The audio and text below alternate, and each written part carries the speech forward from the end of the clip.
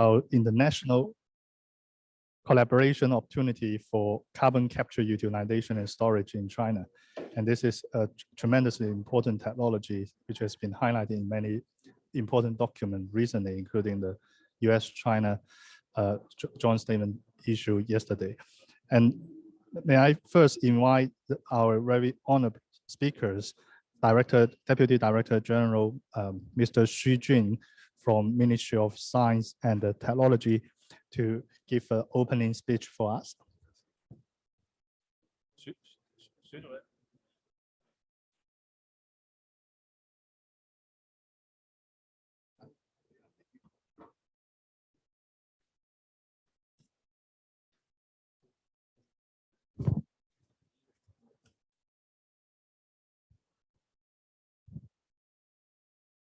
Good afternoon, ladies and gentlemen, and distinguished guests.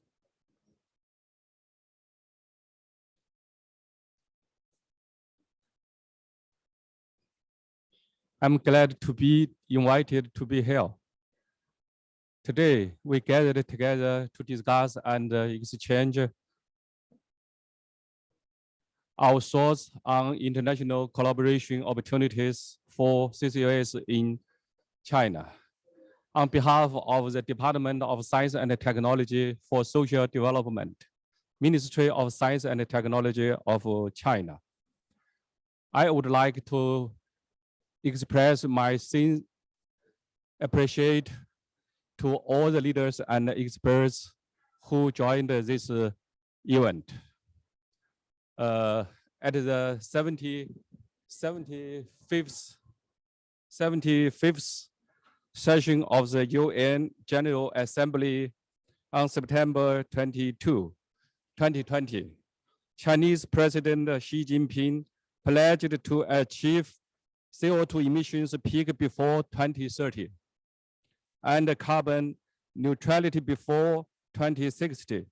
The significance of carbon peaking and carbon neutrality is no less than that of the third industrial revolution, which means a major change in the way of production and living, and a major adjustment must be made to China's existing energy structure and industrial system.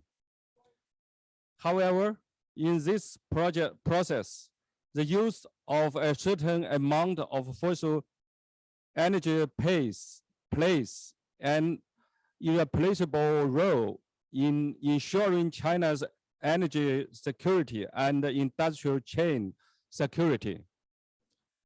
Its use will inevitably bring a certain amount of carbon emissions, which cannot be fully absorbed by natural carbon sink. Only through CCUS can we ensure the smooth realization of carbon neutralization goal. China attaches great importance to the R&D application and deployment of CCUS technology. Since the 10th 5-year plan, the National Basic Research Plan, the National High Technology Development Plan, the National Key Technology R&D Program, and other relevant national science and technology plans have successfully focused on the strategic research related to CCUS, including CO2 capture, CO2 utilization, EOR, and CO2 storage. Relevant industries also actively participate in the demonstration and development of CCUS technology. In the past decade, China's single demonstration capacity of carbon capture technology has increased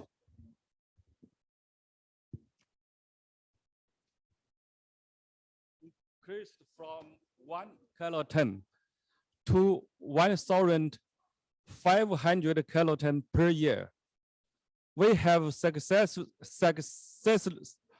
successively carried out integrated CCS projects in Jing oil field and Ordos Basin. We also demonstrated several CO2 utilization technologies, including the world's first demonstration of CO2 reforming of methane on a 10,000 cubic meter scale, the world's largest demo on CO2 hydrogenation to methanol on a 5,000 ton per year scale, and a kiloton scale full process liquid sunshine technology. Driven by the grand vision of China's carbon neutrality, the Ministry of Science and Technology has made it clear that it will promote the large scale and integrated CCUS demonstration project on million-ton scale during the 14th five-year plan period. PetroChina and Sinopec have put forward the detailed planning of their million-ton CCUS project. At the same time, we will also deploy a number of cutting-edge CCUS technology and promote the demonstration of CO2 utilization technologies on 100 kiloton scale. The above work will significantly accelerate China's CCUS technology and fabricates related business model. We can expect that CCUS technology will have a comprehensive emission reduction capacity of more than 10 million tons per year by the end of the 14th five-year plan, which will play an important role in a rapid depeaking period after China's emission peaking. CO2 reduction is also an important connotation of building a community of human destiny. Therefore, international collaboration is crucial for the R&D of CCUS. We will support relevant institutions and personnel in the CCUS field to deeply participate in global innovation, support multilateral joint research and development, support the construction of international CCUS technology transfer platform, contributing the rapid development of CCUS globally. It should be noted that although the research and development of CCUS technology has made some progress, its implementation cost is still very high, which hindered its large-scale application.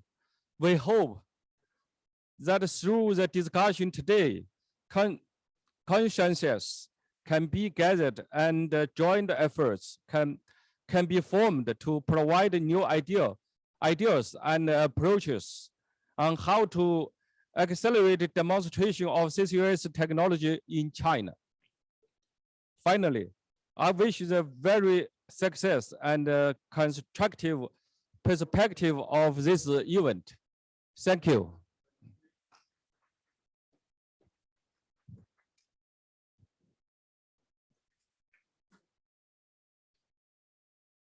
And thanks, Mr. Xu Jing, for the excellent talk. And I remember 15 years ago, when I was a PhD student, my research project was actually funded by Ministry of Science Technology in China and partner with UK Department of Trade and Industry. And DTI is no longer exists anymore. And so now may I invite our less prestigious speakers, Dr. Zhai Yongping, and he is a senior advisor from the largest firm in China, Tencent Group, and he was former principal energy specialist at the Asian Development Bank. So now may I invite Dr. Zhai to give a talk online. 好，谢谢梁希教授。我先测试一下能不能听到我，我用中文讲，翻译能不能这个听到？可以听到。好的，那好，那我就开始了哈。谢谢梁教授。首先呢，我现在在上海，从上海向参会的各位领导、专家和朋友们致意。欧洲的下午好，亚洲我们中国这边晚上好，很高兴啊和大家在线上见面。特别感谢中国角的这个企业角的主办方的辛勤付出啊，也祝贺咱们中国角的这些天来的各项活动取得的成功。今天11月11号是个很特别的日子。如果说很特别，大家 Hello, Doctor. May I interrupt you a bit? Sorry. 你能够说英语吗？我们那个翻译好像现场只能听到英文。如果不行的话，就中文也没关系啊。都可以啊。你们不能翻译是吗？咱们有翻译，但是现场好像传不过来啊，没看到。您就继续说中文吧，没关系啊。因为我的准备的是中文，如果我要是英文的话，可能会那您就说中文，我自己要翻译。好，没问题。OK， 我那个这样吧，这个大部分的听众还是中文，所以我就讲中文了哈，好吗？抱歉，这个我还是要讲中文因为我没有准备英文的稿，如果我现场翻译的话，可能会词不达意。如果我说今天11月11号是个很特别的日子啊，这个大家会想到双11，但是其实我是想说，中美之间发布了关于气候变化的联合宣言特别提到双方要支持 CCUS， 包括空气中直接普及二氧化碳，所以今天的讨论会是恰逢其时。那么今天特别的日子呢，也是因为今天是腾讯公司的23周年的司庆，也是我第一次以腾讯员工的身份参加 CCUS 的国际讨论会。我在今年7月份加入腾讯之前，记得在6月份还以亚洲开发银行能源首席的名义身份参加了一场 CCUS 的国际讨论会。所以呢，今天的这个简短的致辞我想以一个前任的开发银行的员工，现任的互联网科技企业的员工的身份来谈谈如何推动 CCUS。第一点呢，我认为 CCUS 不仅是个技术创新的问题，也是个商务模式创新的问题，需要有金融的支持，需要有银行和金融机构愿意融资来支持。我常常说，只有可融资的项目才是可持续的项目。我在亚洲开发银行主管能源业务期间呢，主持编写了 CCUS 的技术手册，向发展中国家传播 CCUS 技术发展的这个潜力和趋势，还支持国内呢有关的部门在碳中和的背景下更新了 CCUS 的路线图，至少是我们想在理念上帮助这些国家，我们的成员国做到 CCUS ready。那么同时呢，我们也为中国、印度、印尼等国家的 CCUS 的具体项目提供资金，做了前期的项目可行性研究。我特别希望有更多的金融机构和亚洲开发银行一样，为 CCUS 提供金融上的支持。今天我们是在中国角举办这次 CCUS 的国际讨论会呢，特别有意义，因为我们刚才也从这个咱们这个政府的这个领导发言中听到，我们 CCUS 有中国政府的大力支持，中国也有强大的研发实力，中国有完整的产业链，中国还有庞大的市场，我们还可以与美国、欧洲和各国密切合作，这一系列的有利条件呢，会使 CCUS 的成本大幅下降，造福于世界。正如我们可以回顾一下光伏成本的下降的历史和中国企业发挥的作用，我们有理由相信 CCUS 的成本也会在未来大幅度的下降，而且我们可以预期，随着实施双碳目标的这个进程，我国碳市场的价格也会随之的提高，从另一个侧面来助力 CCUS 技术的应用。所以我认为，我期待对于金融机构来说，现在是布局对 CCUS 的支持，以绿色金融加大投入来支持 CCUS 的时候了。这是我想说的第一点，如何这个从金融的角度、绿色金融角度来支持 CCUS， 这是一个很好的切入的时机点。第二，数字化技术呢，我们知道在电力啊、在节能、储能、碳交易等等领域已经有广泛的应用。我常常想一个问题，就是说在 CCUS 领域有没有数字化技术应用的前景呢？ CCUS 技术我们观察到大多是聚焦于物理、化学和地质的理论呢，以技术方案来解决碳排放的补给、利用和封存。目前我还没有看到这个数字化技术进行深入融合的研究，数字孪生、AI 技术的应用等等，是不是也有在 CCUS 应用的潜力呢？我觉得这是一个课题，这样的课题呢是应该得到科技企业的支持的。期待我们的研究人员在这方面提出建议。那么我们也看到世界上最大的碳捕集的一个设施的直接捕集的一个工厂在冰岛运行的一个项目是由这个应该是瑞士的公司 Climeworks 在微软公司的支持下建造的。那么我知道这个微软也不一定就是出于数字化技术应用的角度提供的支持可能更多的是第一个吃螃蟹的这种精神更多的是培育这个新兴减排技术的角度来支持的。但是我想从这个例子来看，从微软的例子来看，那么科技型企业、互联网企业对于 CCUS 的支持呢，可能是多方面的、多维度的，其实也包括资金的投入。今天在线上参会的，我知道有我们腾讯的同事包括我们碳中和的负责人这个许浩总，我的同事黄鑫我也在一会儿的这个 panel discussion 里边也会分享这个我们对 CCUS 的考虑这个我们可能会用什么样的技术，如何来支持 CCUS， 是吧？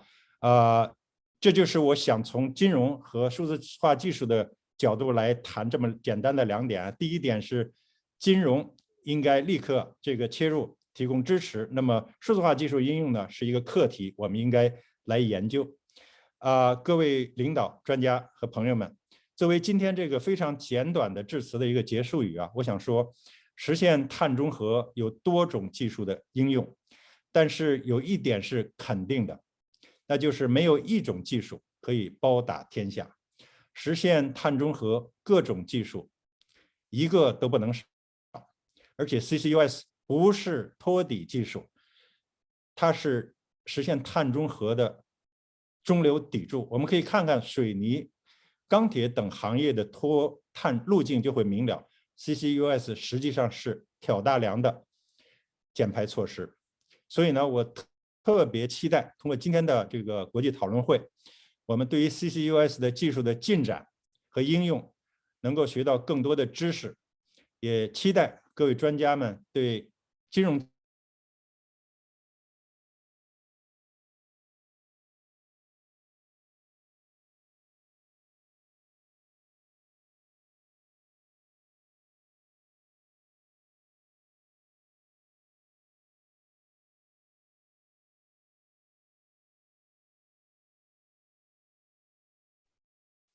Thanks, Dr. Zhai, for very excellent talk about CCUS and the new idea about finance as well as digital technology to facilitate CCS deployment. So now may I share the screen for let me see what's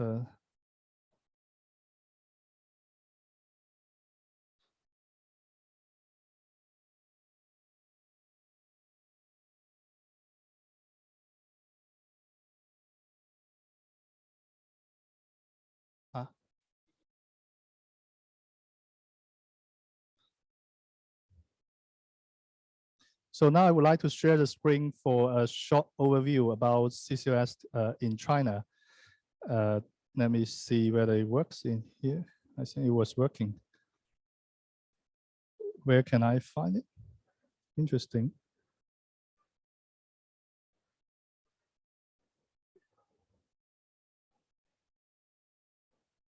在哪里啊？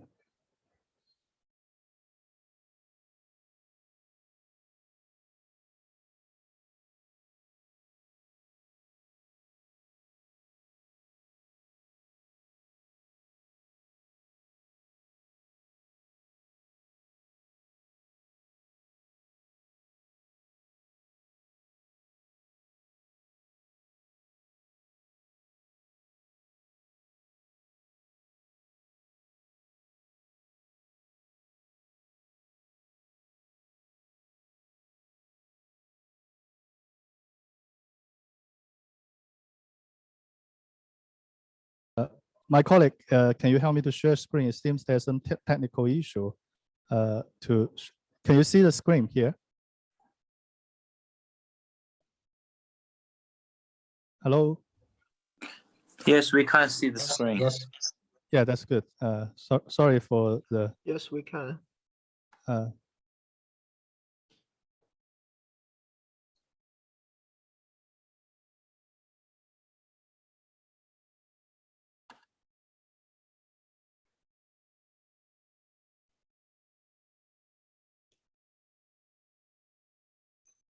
Okay.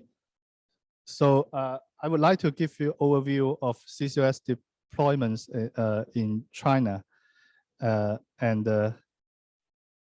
So my talk will be quite brief as well because we have many excellent panel speakers. So I want to give a lot of time for them to talk. Maybe that we can do it again. That's interesting. Screen 2.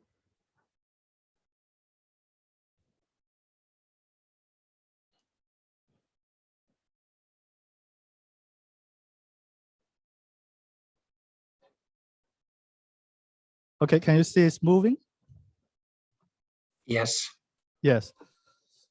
So I think China has about 20 to 30 CCOS projects that have already been established. So since 2005, I think Ministry of Science Technology, along with other departments, are working actively to promote CCOS and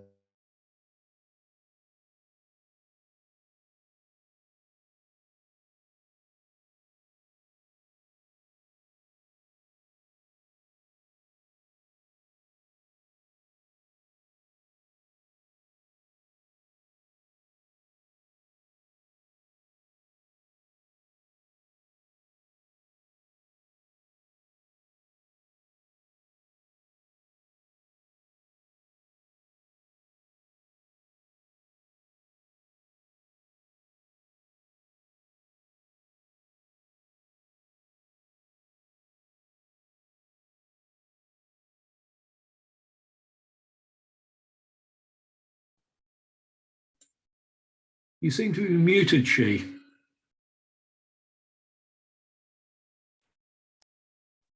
oh, okay.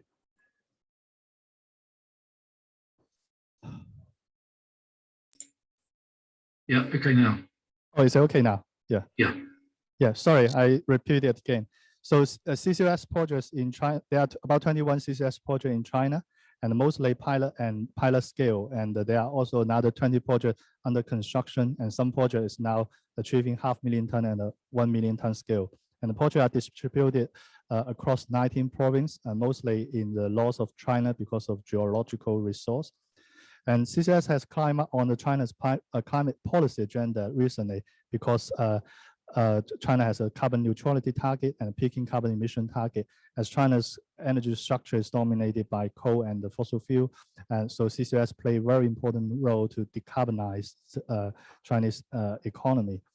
And we did a statistic about the CCS policy in China at a regional level, and it seems like 31 out of 34 provinces have released provincial level CCS policy in supporting CCS, which is also, you can see provincial level also have very strong support on CCS. And recently, there are a few large-scale 500,000 ton, million ton, or multi-million ton projects being kicked off. So a symbolic one is Sinopec kick off a Qilu petrochemical plant in Shandong province and the transport CO2 for CO2 EOR. And remarkably, recently, President Xi Jinping also visited CO2 EOR site or for Sinopec in Shandong province, which will very much encourage CCS development. Another milestone project is in Guangdong province, where the my CCS center is located. And after a few years of convincing, and I think CNO now adopts CCS as a strategic approach to decarbonize their operation.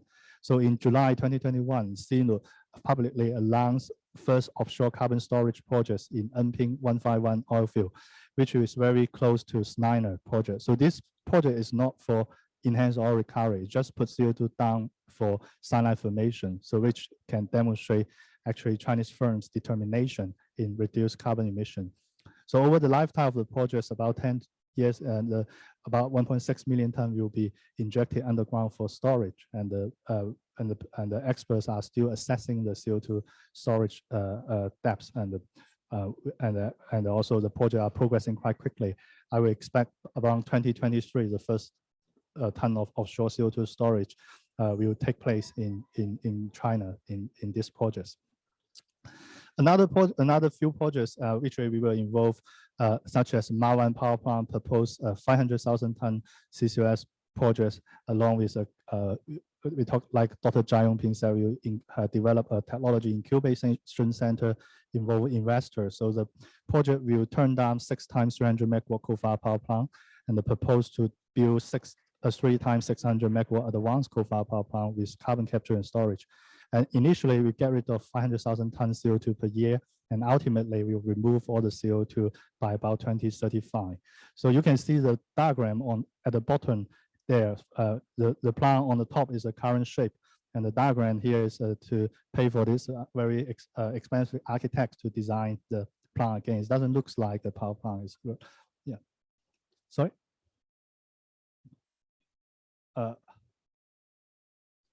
So it's not sharing. Oh, all right. Interesting.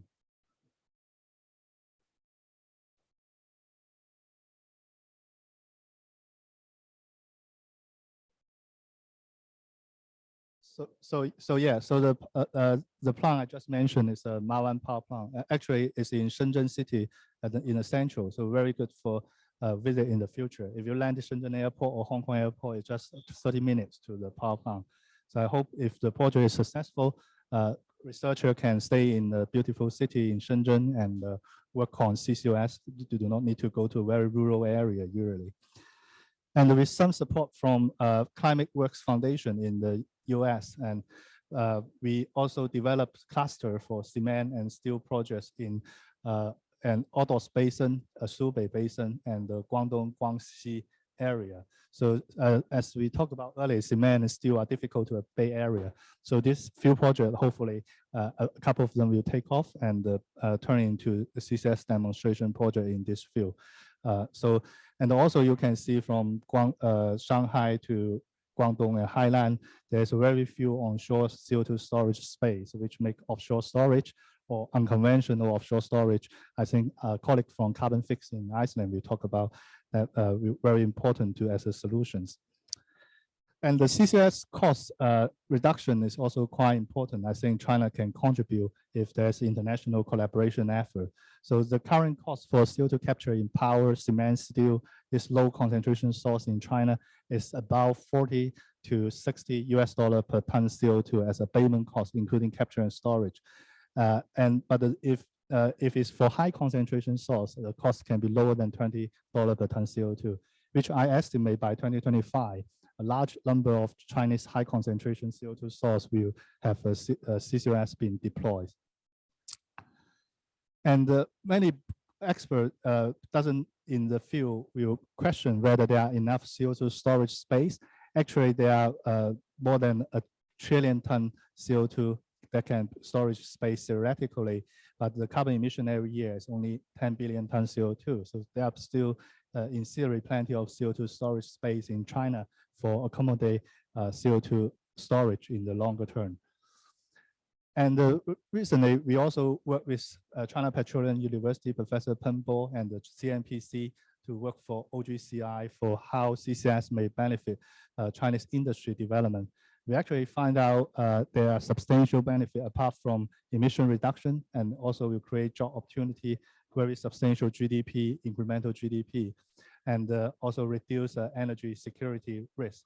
So the summary report has already published by OGCI, and the full report, I think, will come out later this year. So you can use as a reference along with other important documents released by Ministry of Science, Technology, and the Ministry of Environment.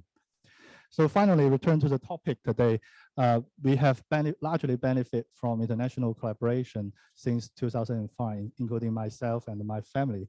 And in 2013, UK-China has signed a collaboration agreement to set up the first CCOS center in the country, which is Guangdong CCOS Center. I remember John Gibbon and Stuart was in the Lancaster House in London to sign this agreement, and the center is still operating. And beyond UK-China collaboration, in 2005, I think we will also participate in US-China climate change working groups. I think Katrina here yesterday, which gave us a lot of support, including training our fellow on how to modeling CO2 storage at the Texas University for more than 6 months. And also we learned from US NCCC National Carbon Capture Center in the project. And we also work closely with Norwegian partners on Technology Center Monstad and build the first carbon capture testing center in Guangdong province. Now it's in operations. So this is an overview of my presentation because of time constraints. So I now will invite our panel speaker to go to the stage, and we will start the panel discussion in a couple of minutes.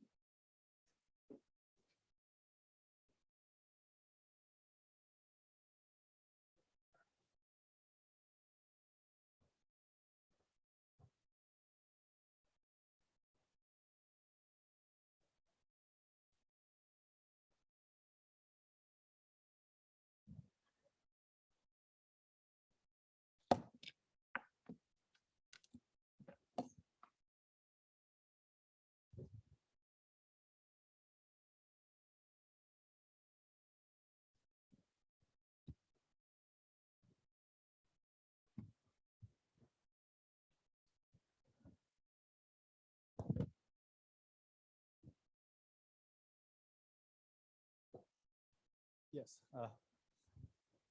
It's not perfect, but I hope it's worked on the video.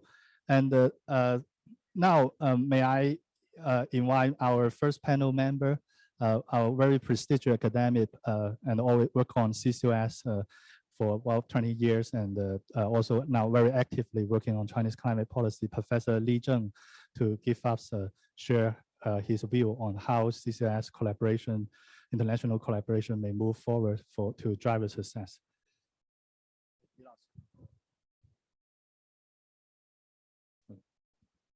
So thank you, Professor Liang. I didn't prepare much, and I didn't. But I would like to share something I know in this field. So I keep attention to CCS for many years, and I personally, my group will also do some research on this, in this regard. So I think I would like to talk 3 points. The first one, CCS is important to China, and critical to China. Second, CCS is also critical to the world. Thirdly, I think CCS, international innovation, international collaboration is also critical for pushing this technology forward, and ultimately help carbon to tackle with climate change. So these 3 points. So I will talk one by one. Yesterday we have I think maybe all of us are very happy. China and the US has signed this declaration. So within it, these two countries are ready, prepared to work closely with both CCS and the direct air capture. I think that's a good signal. And I think so the first point is that CCS is critical to China because I think there are several reasons. First one is currently, if you look at the energy structure of China, about 84% are still fossil energy.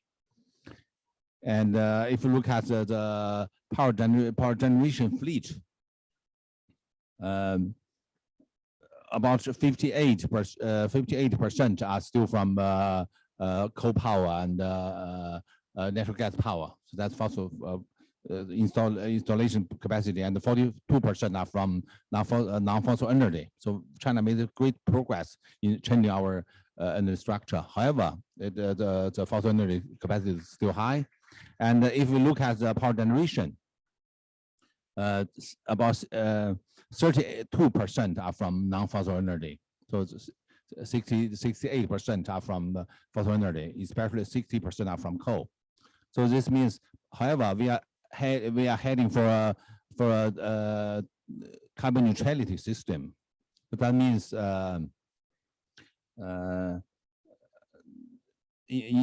think 80%. So in our plan, 80% of energy will come from non-fossil energy, especially renewables. And for the power, my institute, I came from the Institute of Climate Change and Sustainable Development of Tsinghua University.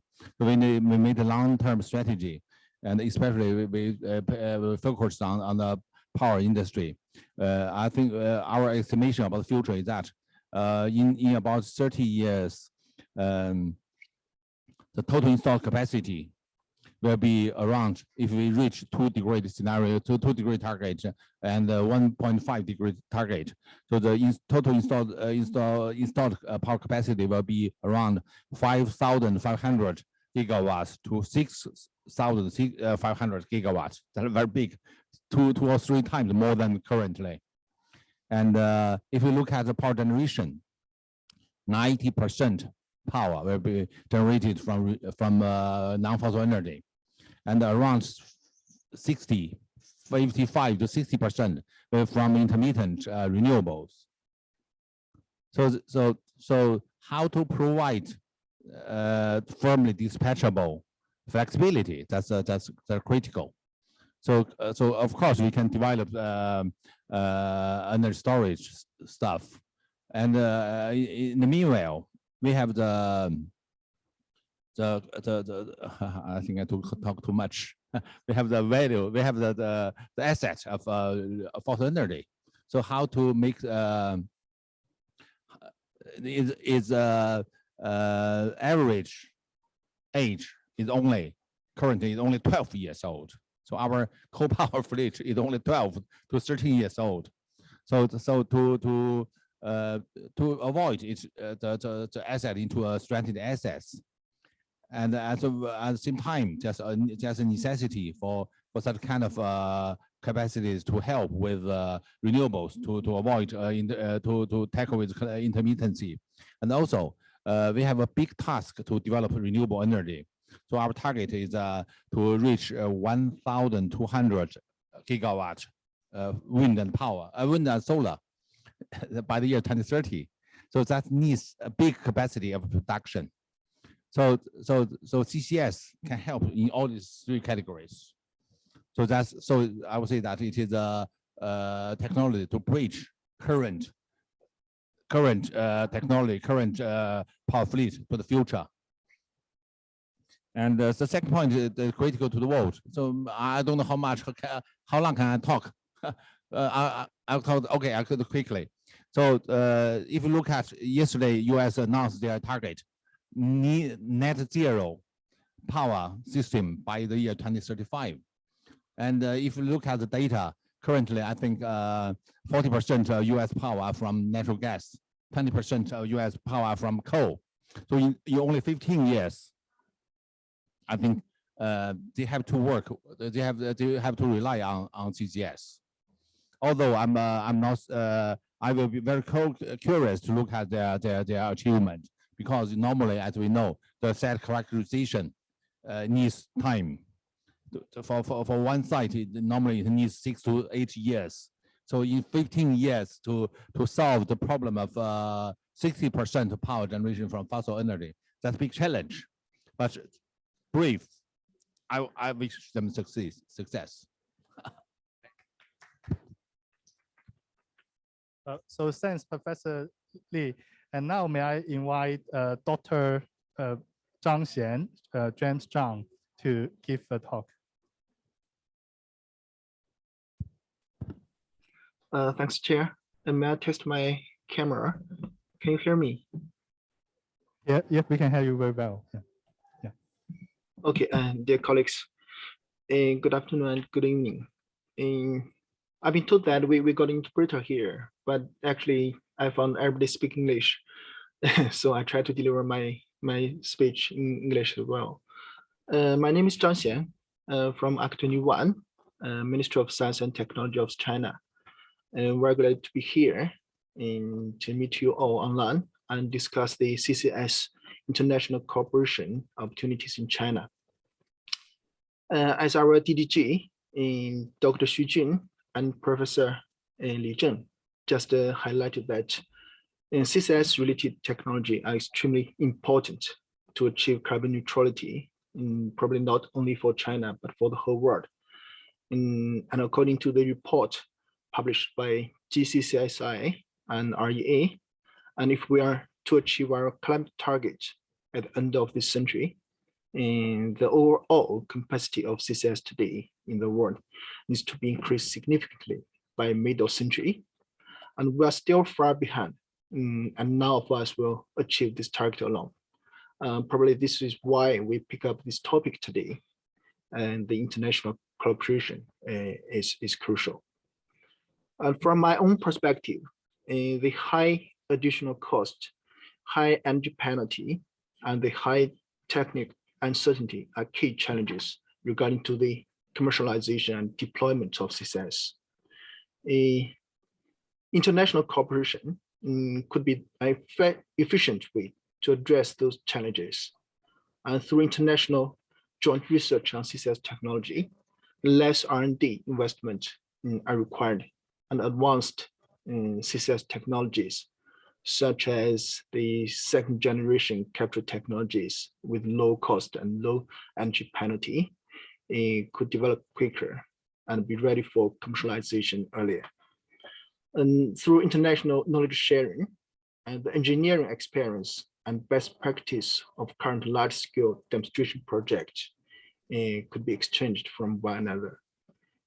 Countries, especially developing countries like China, which have yet to develop or establish any large-scale Fortune integrated CCS demonstration project, will certainly benefit from those cooperation.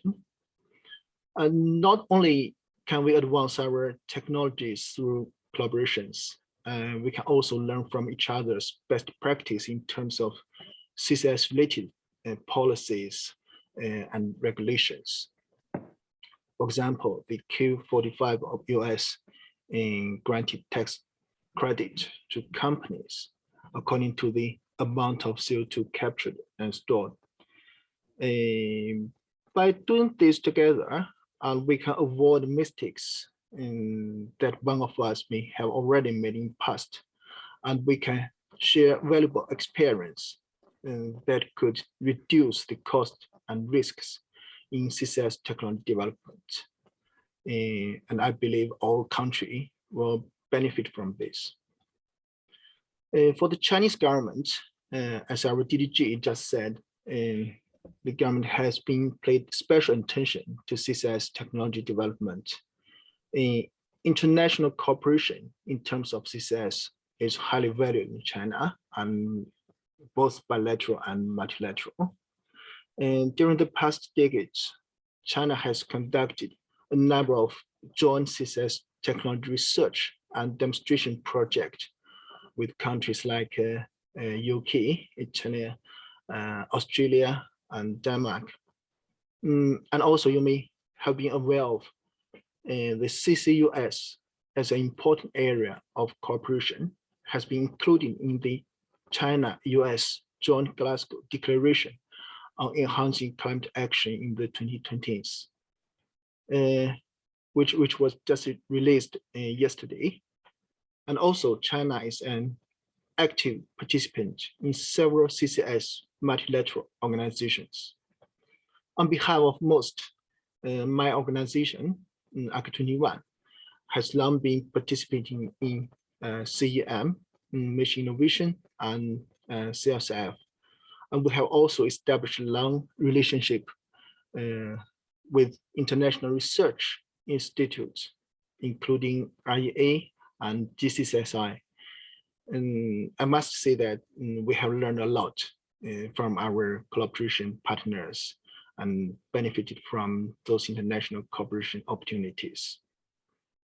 And also in China may appear to be a relative newcomer in terms of CCUS, but we have already demonstrated our strengths in so many industries.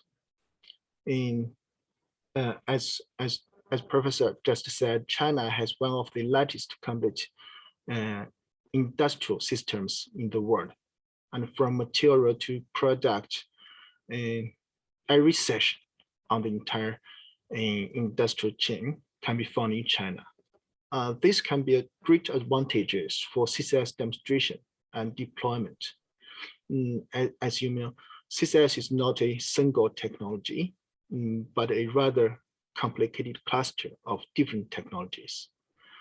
All those technologies can be demonstrated in China's sound industry system, and probably at a lower price compared to most places in the world. And also besides, as our president, Xi Jinping, has pledged our carbon neutral goal, the major participants in China's industry are all on board with CCS. Many Chinese companies, including China Energy Investment Group, China National Petroleum Corporation, and the Sinopec Group, have all announced their CCS demonstration plan. In future, I believe more CCS-related international cooperation can be established between China and the rest of the world. By working together, and we can achieve far more than we may achieve individually. I'm more than willing to listen to all of you valuable opinions and suggestions, and may our discussion open up opportunities for all of us. Okay, thanks, Chair. Thank you. Thanks, Dr. Zhang, for the very exciting and excellent talk. So now may I invite our next speaker, Director of UK CCS Research Center, Professor John Gibbons, to give a talk. Due to the time constraints, we may have to limit each panel member to talk 3 minutes, and we can have a longer section in the future to recover the loss of knowledge. John, your time. Okay, well, thank you. Thank you for the invitation. Previous speakers have said a lot of what I would say. I've been visiting China talking about CCUS since 2003, and I've seen a lot of changes, particularly actually after Liang Xi got active in about 2005, and the Guangdong Center took over a lot of activity, and the NZEC project as well. That got a lot of information going, and I think I was very impressed with the NZEC project. People in China were listening to people from the UK, and by the end of the NZEC project, people in the UK were listening to people from China with their expertise. And we talked about having a reunion, a 10-year reunion for the NZEC project. It's a bit late for that because of COVID, but let's have a reunion when we can, because that was a really good time to get together. So just to echo what's been said, China's important because it's got a very large potential for cost reduction. You've done it for coal, you've done it for flue gas desulfurization. You're obviously going to do it for CCS when it gets going. Something though that I think is missing is biomass. You may not have that much biomass available, but it is very valuable if you can to use it with carbon capture and storage. You have a lot of coal plants which experience in the UK, which show can take moderate amounts of biomass without really very much trouble. And those negative emissions are valuable. You know, they're worth hundreds of dollars per ton, arguably. One thing I think that is important, and I've seen China do this, but it's important right now, if you look at the various drafts coming out of COP, they don't yet seem to be technology neutral or even fuel neutral. And you can't be neutral on CO2 emissions. Those have got to stop, but you can be neutral on how you achieve net zero or net negative, as we'll need to do. And indeed, if you're not emitting CO2 from a fuel, such as coal, well, it doesn't matter whether you're using it. And I think that, you know, that needs to be there. Otherwise, it will impede progress. One thing I would say is it's important to think about doing some work where you can collaborate. So deliberately, in part of your program, if you want to get collaboration, do something that's open access. We don't expect people to share proprietary knowledge, but equally, you can go to some trouble to have knowledge to share. And then finally, be very wary that CCS must work, particularly the early projects. Even in China, we've seen some technical problems with projects, and it would be a shame to get early projects failing by people trying to do too much too fast.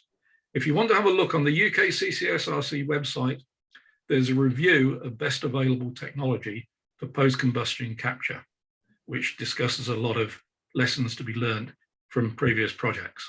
So think about it, but in this particular case, I know it's nice to do something very, very innovative and novel, but just make sure it works. I'm sure you can. China's got a lot of success there. Thank you.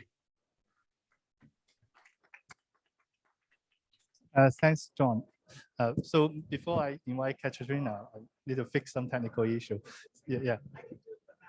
You can just talk to that. Yeah.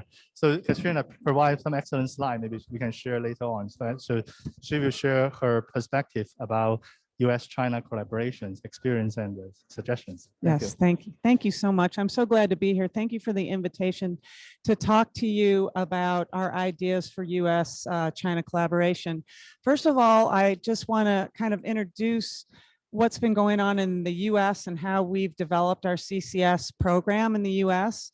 I'm with the University of Texas at Austin, but I'm also with the Gulf Coast Carbon Center, which is an industrial consortium. So whereas we're an academic institution, we work very closely with industrial partners in applied research. So the US, though, as to what Dr. Gibbons just said, that's exactly the strategy that the US used to develop our program. We started small. With just looking at the potential reservoirs in the US that could take on CO2. And then we started very small with the first injection into a saline aquifer, 500 tons into the Frio formation. And then we systematically over 20 years, which we don't have 20 years now, but systematically proved up the technology, going to pilots and then demonstrations. And our first 1 million ton per year project, we put every single monitoring technology that we had, we tested it, and we found the ones that worked. And then we down selected those for industrial application at the large scale 1.5 million tons per year projects. So it's been a systematic development of the technology, which we now want to be able to give technology transfer to other countries that want to do this. We think that the technology is absolutely safe. We know that it's safe. We know that it's effective. And so now the time is right to really scale this up. We have been collaborating with China on many fronts. And let me just, I have some notes on that. So we have collaborated with Dr. Zhou Di at the South China Sea Institute of Oceanology, looking at the Pearl River Mouth Basin, Guangdong province. You know, the US has been developing their terrestrial storage program. And now we want to move offshore and start looking at offshore storage as well. So this is another point of collaboration for us.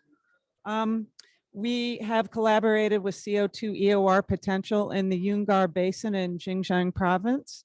We've assisted with technology transfer using a YouTube device to sample deep subsurface fluids.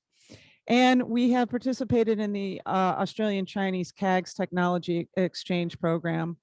And just recently, I wanted to highlight, we have been talking with Dr. Jing Ma at the Northwest University about storage prospects in the Ordos Basin. And we have been discussing storage site monitoring there. And we just recently signed a letter of cooperation. So for future collaboration, our ideas that we'd like to think about is, we're a very technical institution and we have a lot of experience in CO2 EOR. So we would like to collaborate by conducting scientific research collaborations in the Ordos Basin for EOR, promoting the design and construction of the Yulin CCUS hub and cluster as an analog study to the United States existing projects, promote the implementation of a CCUS national large scientific research facility in Yulin via scientific exchange and technology sharing. And we'd like to continue to our capacity exchange using students, students at both of our universities. And we would like to partner with Northwest University, CNPC Changqing Oil Company, and the National Center for Climate Change Strategy and International Cooperation, and other international partners to jointly apply to our countries for funds for collaboration. So those are our ideas. So thank you very much.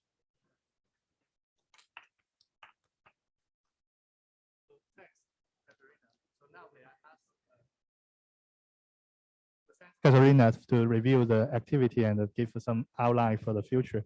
So now may I ask Ruth to give an overview from industry perspective. Ruth is a general CEO of CCS Association. And yeah, thanks, Ruth. Thank you. It's been a really exciting time for CCUS in the UK over the last few weeks, and I thought I would share a bit of that with you. As you know, we have had a bit of a stop-start history in terms of trying to move to large-scale demonstration of CCUS in the UK. And what that has taught the industry in the UK is to really pull together and work across the value chain and across different industries and sectors to think about the most efficient way of deploying CCUS in the UK. What that has led to is the development of a number of industrial clusters around the UK, largely around the coast of the UK, which really represent most of the emissions in the UK and certainly almost all of the industrial emissions in the UK are in these across these regions. And they have come together and planned out CO2 transport and storage networks in those regions that are the most efficient way of getting the most carbon dioxide from those industrial and energy point sources and storing them in subsea geological storage under the geological storage under the sea, which is the chosen option for permanent storage in the UK, as we have abundant sources of geological stores subsea, and we also have a really a very competent authority in the Oil and Gas Authority, which administers the storage permit regime for permanent storage and ensures the long-term monitoring. And that is all in compliance with and in line with the EU directive on geological storage of CO2, which has been in place since 2009. So we have a system for the geological storage, and we have really enthusiastic industrial regions that have recognized that this is a way to distinguish themselves from other regions in terms of being able to attract industries there and become zero carbon hubs. And the great development in the last few weeks was the UK government concluding the first stage of its cluster competition and announcing that it would go ahead with 2 clusters to be operational by the mid-2020s, HyNet Northwest and the East Coast cluster, with the Scottish cluster as a reserve cluster. And now there are a number of other clusters such as Humber Zero, the Delphinus and the South Wales and the Welsh cluster. And those clusters are also have been working very much over the last year to be ready to move forward. And so we're very pleased when the government also raised its ambition from 12 months ago in the net zero strategy published 2 weeks ago. They said that they would now like the UK to aim to store between 20 and 30 million tons of CO2 a year by 2030, which is an increase on the previous target of 10 million tons by 2030. This means that we definitely need at least 4 clusters to be operational by 2030. And they've announced that they're very keen to move forward with more clusters very quickly. And so we're very excited about this in the UK. But since the first clusters have been announced, the phone does not stop ringing from companies looking to locate in those regions. And I think the regions now see this as a chance to differentiate themselves and to really develop lots of low carbon jobs and a sustainable economy in their regions. So it's really exciting. And I really enjoyed hearing about the clusters in China that are emerging too. And I think that will be really exciting to swap notes on these clusters and how these are developing in China and the UK as we go forward, and to build on what I know is a very long-standing research cooperation in between the 2 countries. Yeah. So thanks, Katrina. So now may I invite our online speakers, Dr. Huang Xingwo, to give comments on the collaboration from the internet company's perspective. Dr. Huang. Can you guys hear me? Hello? I can't hear you. So. You can or cannot? Yeah, that's fine. Yeah. You can't hear me, right? Dr. Liang? Can you hear me? I can't really. Yes, okay, we can hear you. Okay, let's go. So I really feel honored to be here. My name is Xingwo Huang, so Huang Xingwo in Chinese. So I work in Tencent, which is one of the largest tech firms in China and also globally. So I'm covering strategy and investments in low carbon technologies in Tencent. And our topic today, CCUS, is one of the key areas we are most excited about. And just a side note, about 8-10 years ago, I was a PhD student at Princeton working with Professor Mike Celia, specifically on CCS technologies, especially on the storage part. So very excited to see some of the familiar faces back then, including Dr. Li Zheng. So I think we see CCUS as one of the methods to help ourselves, Tencent, to reach carbon neutrality. But I think more importantly, we want to play a key role in enabling the large-scale adoption of CCUS technologies in China by launching pilot projects with our partners or investing in innovative startups.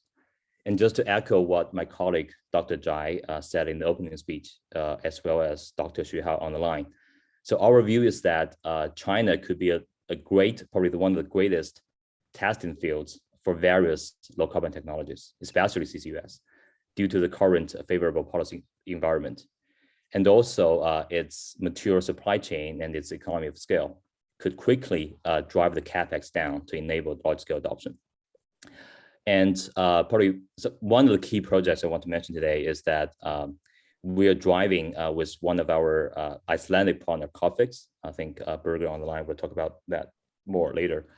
We are working with them to launch a pilot injection project in China to test the COP26 methodology in China's geological settings, which costs only about like $25 per ton for the Iceland injection. And we will see what it will cost in China. And Birger from COP26 will talk more about that. So we're still in the early phase, and we look forward to collaborating with various partners domestically and internationally. Due to the constraint, I think in summary, as one of the largest tech firms in China, we are very passionate about sponsoring deep tech innovation, and we will continue to invest more efforts and capital in this critical field. Thank you.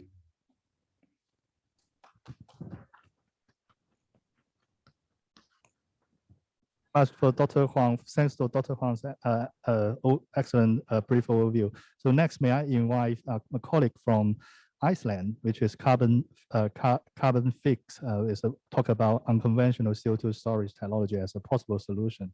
So Birger, are you around? Hi, I'm here. Can you hear me? Yeah, I can hear you very well.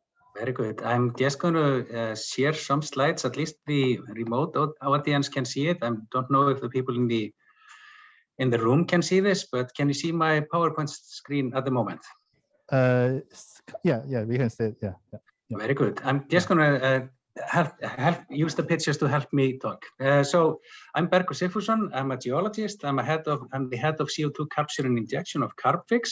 And what we primarily do is to create these rocks. This is a calcite here, Iceland spar, and we create that by mixing water, CO2 with water, and mix it with rocks in very short words.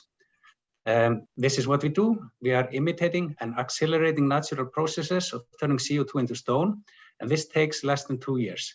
This core that you are looking at here at this picture, this is naturally occurring CO2 as carbonate, and which we retrieved from our pilot injection site. And it is important to stress that this is the nature's way of regulating the CO2 levels in the atmosphere. We are accelerating those processes. The way we do it, we find suitable rock formations that have cations in them. We dissolve CO2 in water to make sparkling water. These react in the formations and we form these carbonates. This project started in 2007, and then in 2011, we did the first demonstration in the field, and that was done under this igloo here. And we inject a few hundred tons of CO2 into the ground, allowed it to cook, and then verified that the CO2 had in turn been turned into CO2, into rock. Later on, and actually earlier this year, we started collaboration, or we scaled up a R&D collaboration with our collaborators of Climeworks. They capture CO2 from air, and then they send the CO2 to us, and we inject that into the ground. This is an ongoing project, and it is running at the moment. Of course, we are also looking at point sources. So we are capturing from a geothermal power plant CO2 and injecting it into the ground in similar regions as this. And we are looking into new options of doing this in different locations. Coming to China, what we have is a CO2 mineral storage atlas on our website, and you can go into that and see if there are perhaps feasible formations to store CO2 in the ground where you are. And this is just a snapshot of that atlas showing yellow polygons in China, just giving like a bird's eye view of where this could potentially be looked at. We have been, as Xinhua said earlier, we have been looking at feasible locations in China. And in short, there is plenty of space for CO2. And one thing that is very important about CarbFix is that it extends the applicability of CCS. We are not aiming for the same reservoirs as the conventional CCS. So these are complementary methods. And this is why we are very excited to be able to perhaps look into the options of China on Chinese soil, let's say, to see if we can perhaps find new ways that were not considered, let's say, feasible before. So that's my talk. Thank you. Yeah, thanks, Birger, for a very good overview. So before we invite Mr. Sun Zhen to give final remarks, so may I invite Professor Damaris Kaufman to talk about university's perspective, how to encourage collaboration. Okay, well, thank you very much. And again, it's been exciting to be here, particularly because for the first time, we feel like negative emissions technologies are really getting traction, both with respect to cooperation between America and China, but also everything that's going on in the UK. And I think that that's a real change in tone from the kind of attitudes we had coming out of the Stern Review that was suggesting that they just cause moral hazard. And that's the end of it. So I would say essentially on 3 levels. First of all, there's the very basic research that geophysicists are doing around storage and appropriate rock formations for that, and then the mineralization research that we just heard about with CarbFix.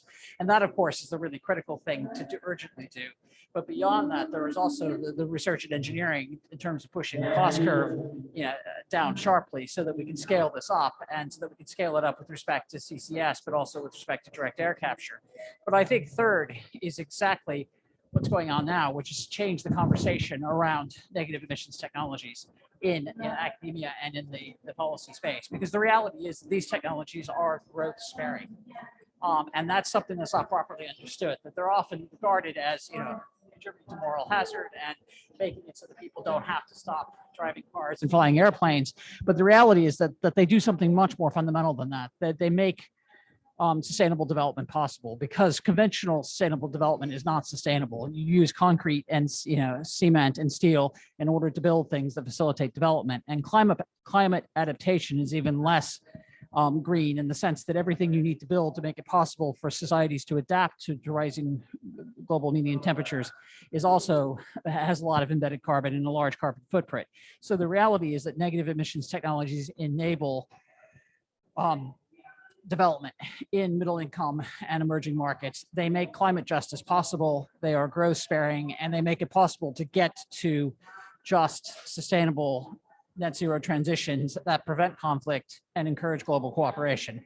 And that's really the critical thing. We need to change this conversation. We need to move away from the idea that they allow people to continue driving cars and flying airplanes, and instead move to the reality that this makes it possible to enjoy a just transition for the global South, for middle income and emerging markets countries, and that this has to be as much a part of the conversation as mitigation and adaptation at scale. So that would be my sense of where academia can make its largest contribution at this moment. Yeah, thanks, Professor Kaufman. So now may I invite DDG Sun Zheng from Department of Climate Change, Ministry of Ecology and Environment to make the final remarks. So, well, very honored to be invited to this side event, and this last 2 weeks, this China Corporate Pavilion has many very interesting side events, and I think there were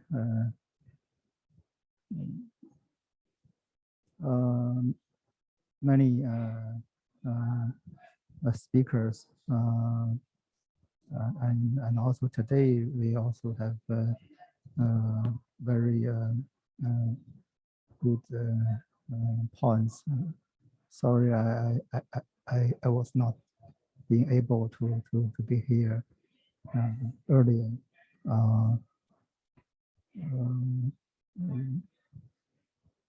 I have something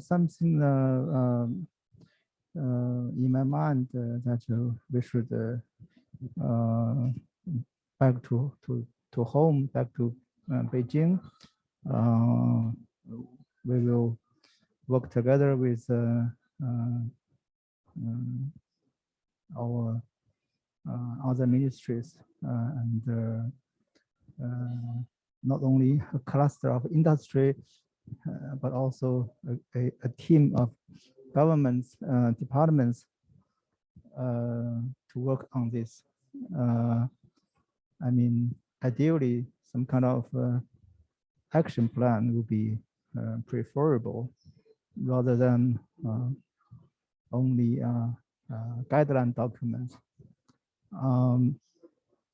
This is important because we already have some examples in many countries that we can catch up. For example, the economic incentives policies, the Q45 of the USA, and also Japan has been very successful to mobilize different sectors and companies to work together, and also we have a national-wide ETS now, and how can we use this market tool to help the CCIs. And also, I think one of the very important, I'm very happy that now we have a very good political support for the CCUS. President Xi Jinping just visited a CCUS demonstration site 2 weeks ago. I forgot the time really after I came to UK. So and also CCUS was mentioned on yesterday's China-US joint declaration. So I think we need international cooperation, but we also need the domestically different sectors, government and research and industry and the local governments can work together on this issue. So I think I will stop here and wish everybody good luck in this very important area. So thank you very much. And thanks to Justin for a nice overview and mention the action plan. It's very important. I would take this opportunity to thank all panel speakers and online and physically attending this event. And hopefully we jointly work together to make CCS turn to reality to help our decarbonization goals. Thank you. And so we have about 5 minutes to turn around for the next event. If any of you would like to stay, you're very welcome. So the next event is about carbon emission accounting for emerging economy.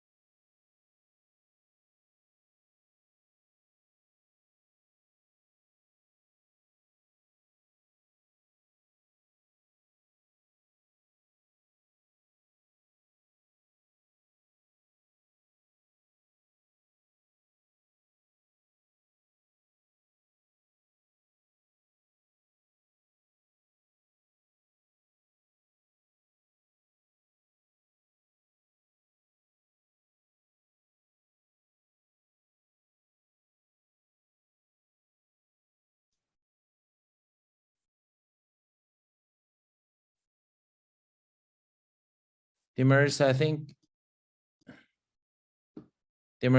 you muted. Thank you. I'm sorry, I was muted. I hadn't realized that. Anyhow, thank you for joining us. I'm very sorry about the delay. The previous event ran a little bit over, but thank you and welcome to our launch event for the report for carbon dioxide emissions accounts of global emerging economies. And it's a great pleasure to be here today to launch this report. And as many of you know, the existence of these carbon dioxide CO2 emissions accounts for emerging economies is a new contribution on the part of Professor Guan Dabo and his colleagues, because this has been a real limitation on our ability to do sensible global carbon accounting. And this is a really significant contribution to better global governance, which starts with better global carbon accounting. I realized that because we're running 15 minutes behind, I wanted to slightly curtail my initial remarks, which spoke about the importance of having better carbon accounting for middle income and emerging markets countries, and instead give more time over to our distinguished guests and panelists. So I would like to begin by introducing Dr. Wong Jing, who is the director of ACA 21, the Ministry of Sciences and Technologies. He's presenting online and we have his talk recorded, so we'll move directly to that in order to ensure that it's not too late for those of you in China who have stayed up very late indeed to be part of this event. So we will start with Dr. Wong Jing's remarks. And as many of you know, while we're beginning his remarks, if I may introduce him, you should know that he, sorry, we're having a bit of trouble accelerating the screen. Can you just show people the next slide?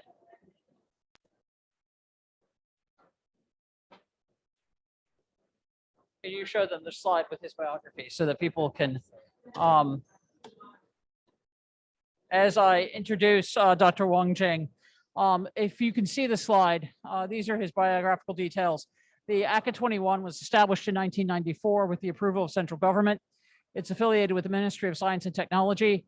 Its mission is to facilitate the implementation of China's Agenda 21 and to promote sustainable development in China. Dr. Wong Jing is the director of the Administrative Center for China's Agenda 21. He was educated at Nanjing University and then in Wuhan Institute of Water Resources, and finally his PhD from Tsinghua University. He was a visiting scholar at the Massachusetts Institute of Technology.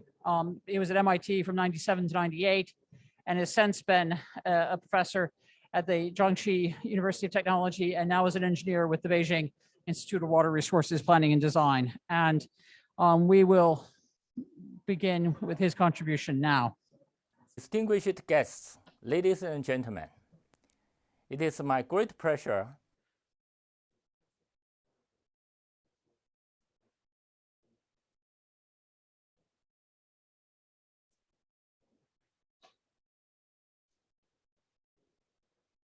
I'm sorry, I'm struggling slightly with the juggling of the screen. to participate in today's forum on behalf of the Administrative Center for China's Agenda 21, Ministry of Science and Technology. I would like to extend my warm congratulations on the convening of this forum. Climate change is a long-term crisis that cannot be ignored for all countries in the world. The fundamental response to climate change is to reduce carbon emissions. On September 22nd this year, President Xi Jinping once again emphasized that China will strive to peak carbon dioxide emissions before 2030 and achieve carbon neutrality before 2060.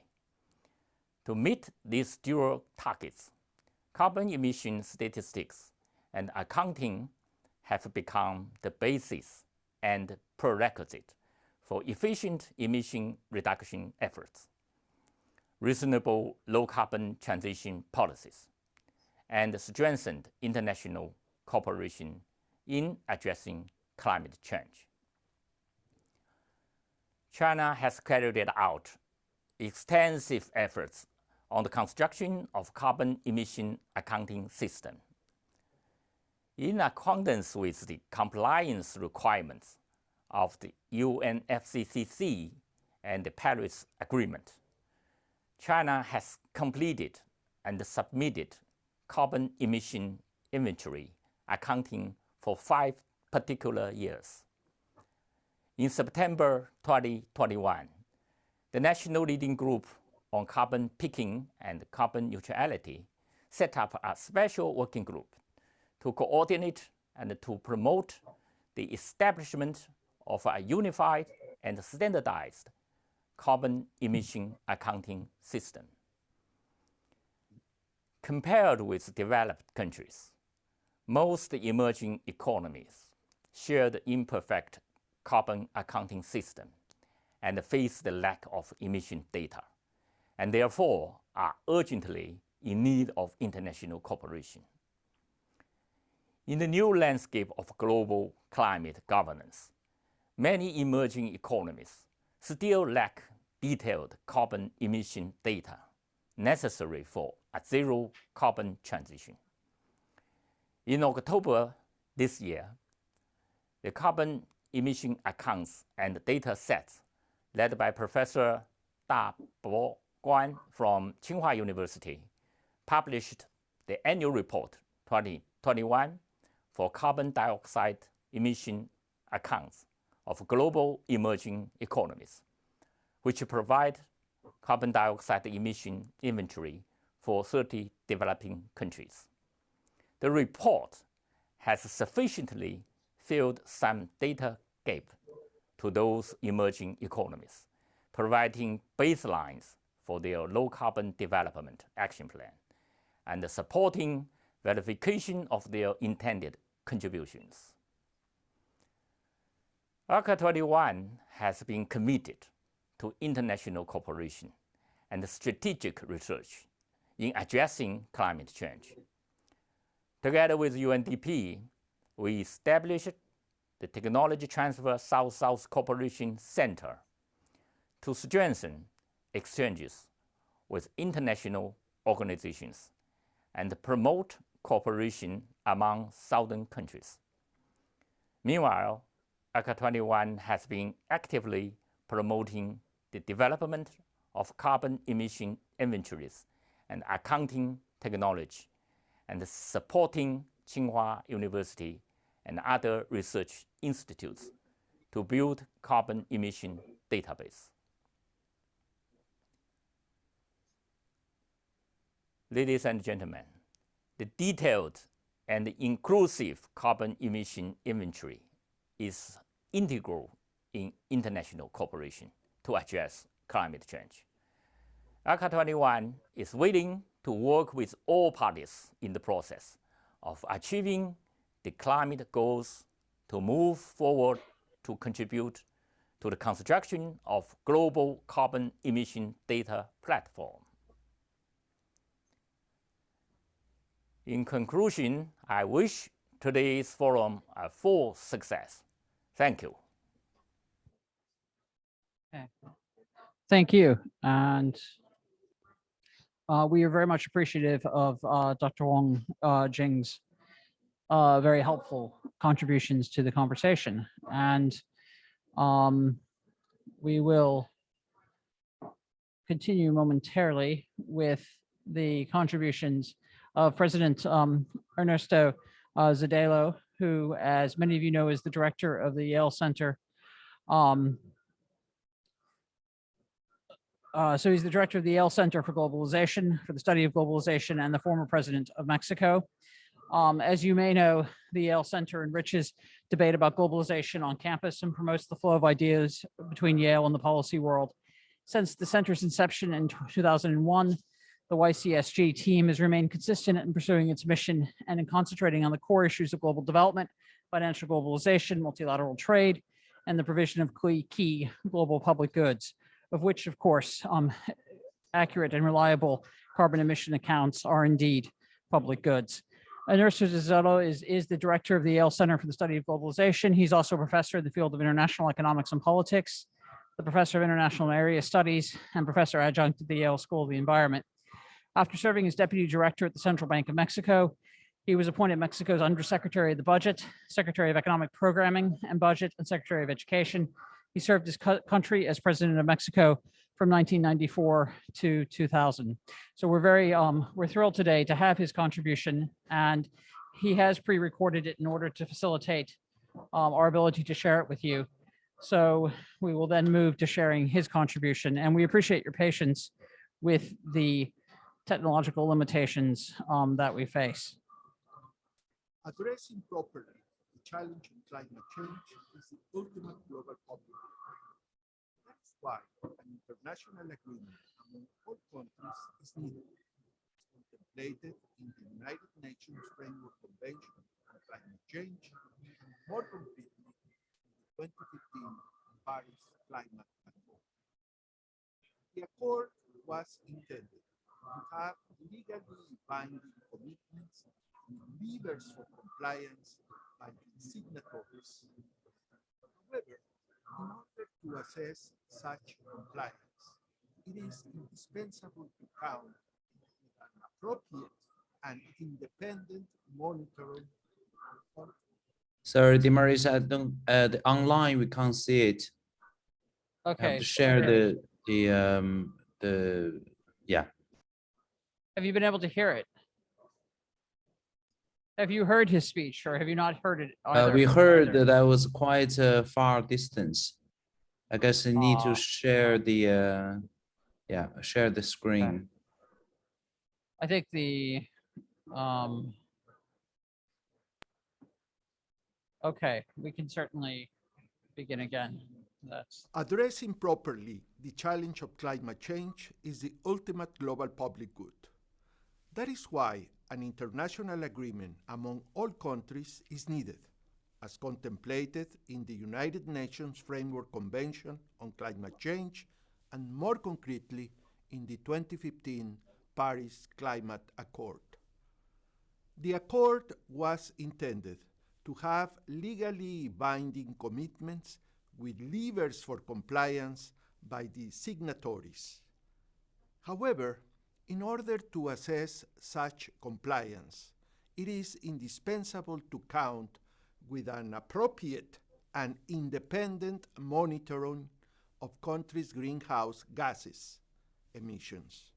Unfortunately, as has been repeatedly revealed, the information provided by a number of countries leaves much to be desired for not being based on strict and universally agreed standards for the measurement and reporting of emissions.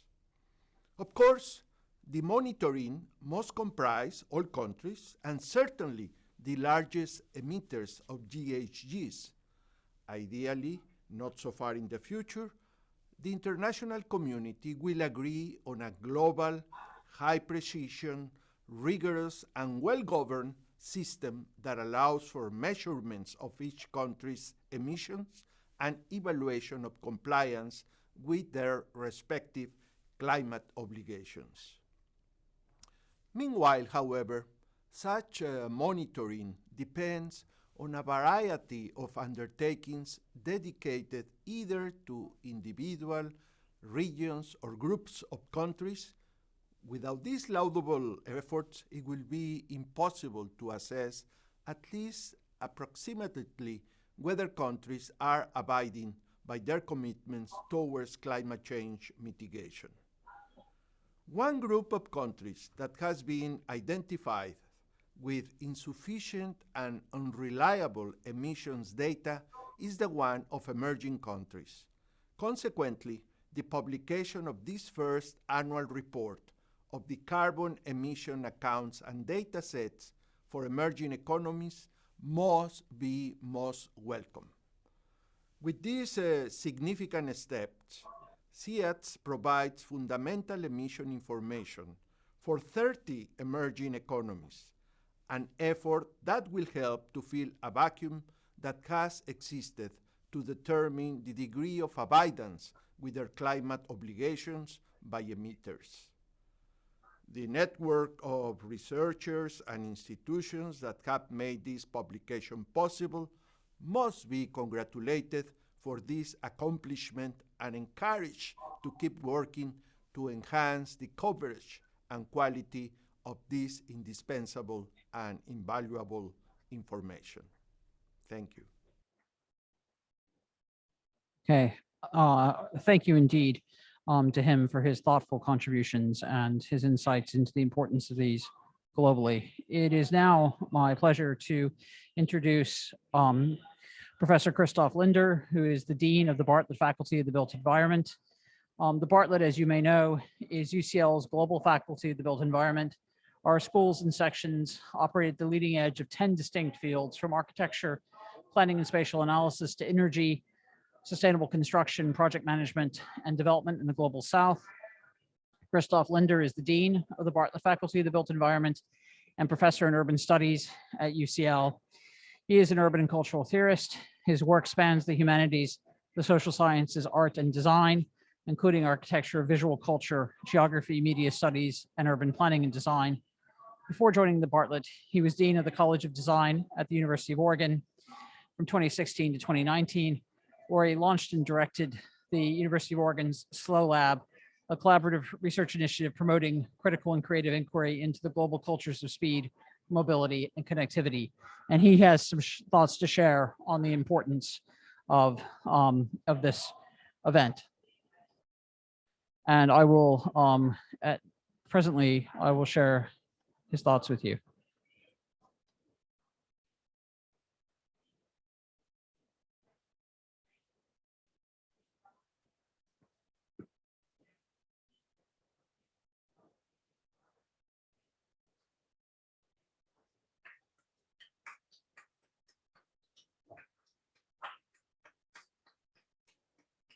We're having trouble dragging the mouse. That's what the issue is at present.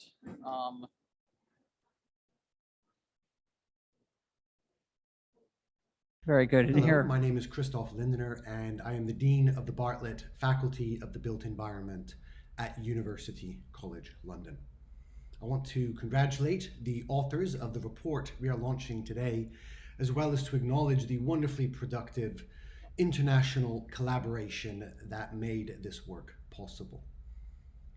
As you know, emerging economies have come into view as significant contributors to the global economy, as well as to global CO2 emissions. And the 2021 annual report for CO2 emissions in global emerging economies calls for attention to climate change mitigation in those economies, as well as attention to related research and policy discussion from academia. But there is also an insufficiency of data in the interrelating fields of emissions research and decarbonization policy for emerging economies.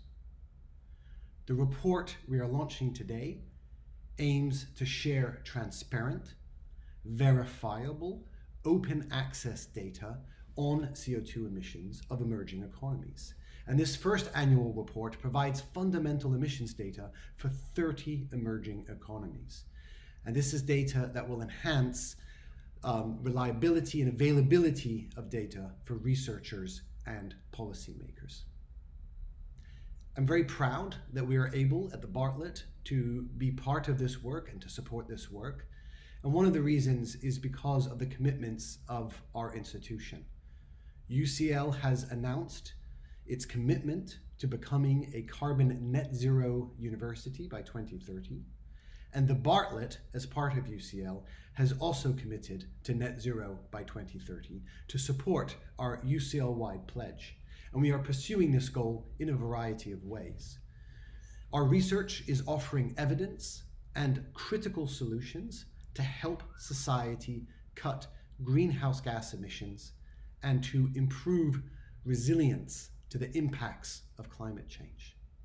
and our teaching is engaging all of our students to be concerned about climate change and to take action with us. And often our students are the ones pushing hardest for that action. So thank you for including me in today's event, and once again, congratulations on the launch of this report. Thank you. Thank you. And we appreciate Professor Lindner's contribution. And we're moving on now to his counterpart at Tsinghua University, Professor Luao Yong, Dean of the Department of Earth System Science at Tsinghua University.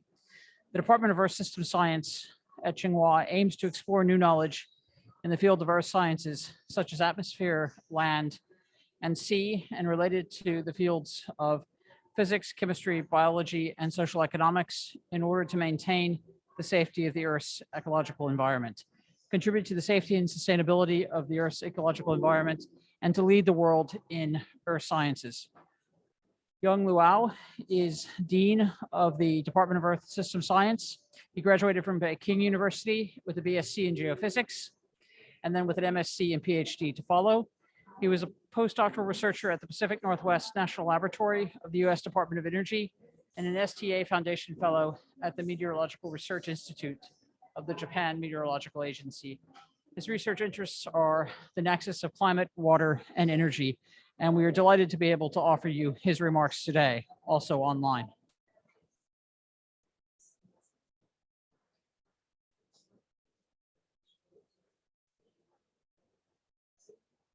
And again, thank you for your patience as we battle the technology.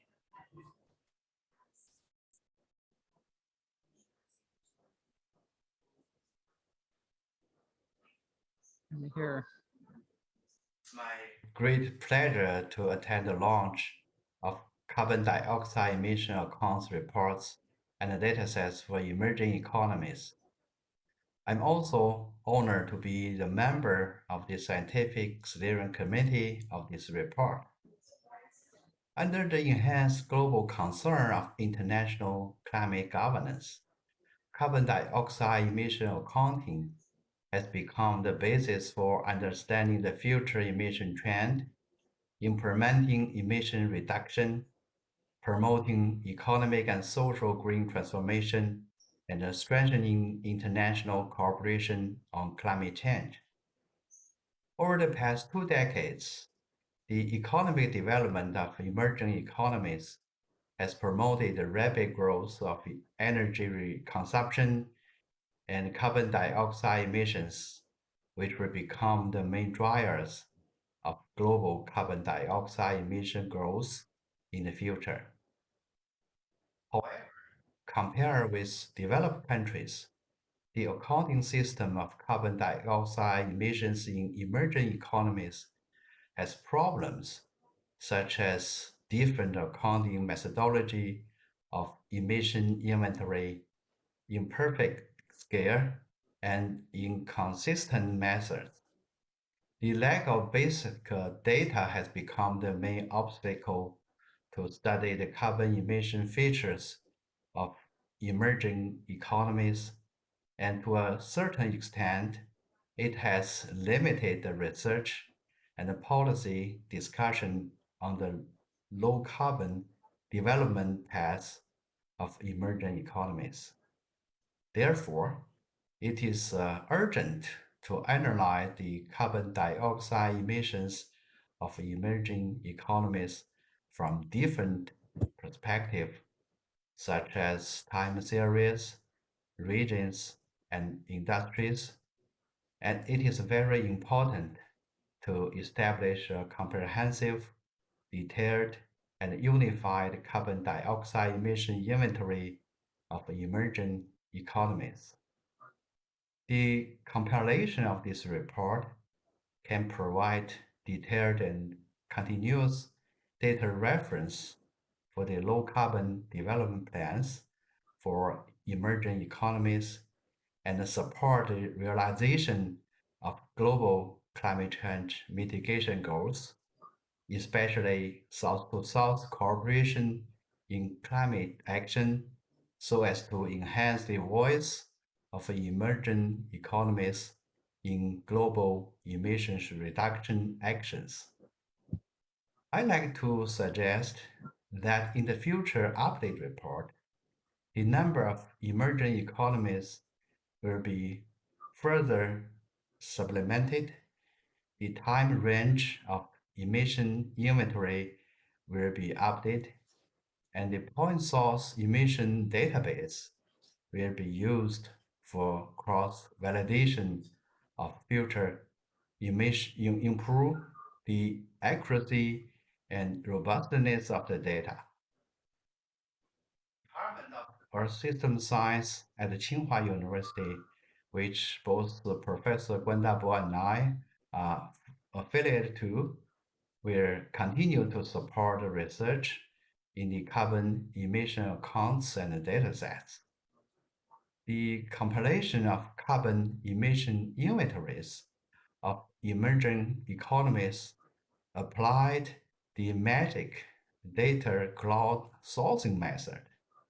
CIS invited and gathered about 1,000 scholars from all over the world to collect and verify data. In order to ensure the authenticity, reliability, and accuracy of the data, on one hand, they compiled a carbon accounting manual and collected more comprehensive and qualified data by organizing summer camps and related training activities. On the other hand, in the process of data collection and analysis, they try to let the participants select relatively familiar regions and then conduct interactive verification after calculation by carbon accounting calculator. There is no doubt that they have made great efforts and achieved great success. Here, I also take the opportunity to call on everyone to pay more attention to their work and provide financial and technical support and help if possible. Finally, once again, congratulations on the release of the Global Carbon Dioxide Accounting Report of Emerging Economies and the success of Professor Guan Dabo and his team. I wish the conference a big success. Thank you very much for your attention.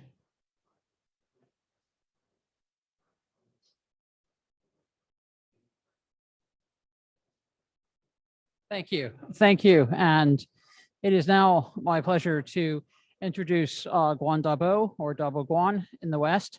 As many of you know, he's a distinguished professor of climate change economics at the Department of Earth System Science at Tsinghua University, and also a chair in climate change economics at the Bartlett School of Sustainable Construction at UCL.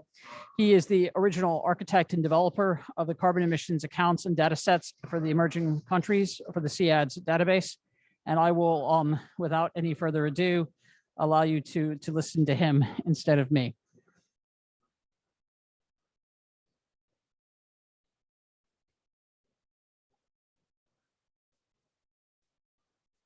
Good afternoon, everyone. My name is Dabo Guan. I'm very glad to launching this annual report 2021 for carbon dioxide emission accounts for global emerging economies. This is a product of our last 4 years of work. We have been working as a research group. We have been working very hardly to compile the emission accounts and database for emerging economies.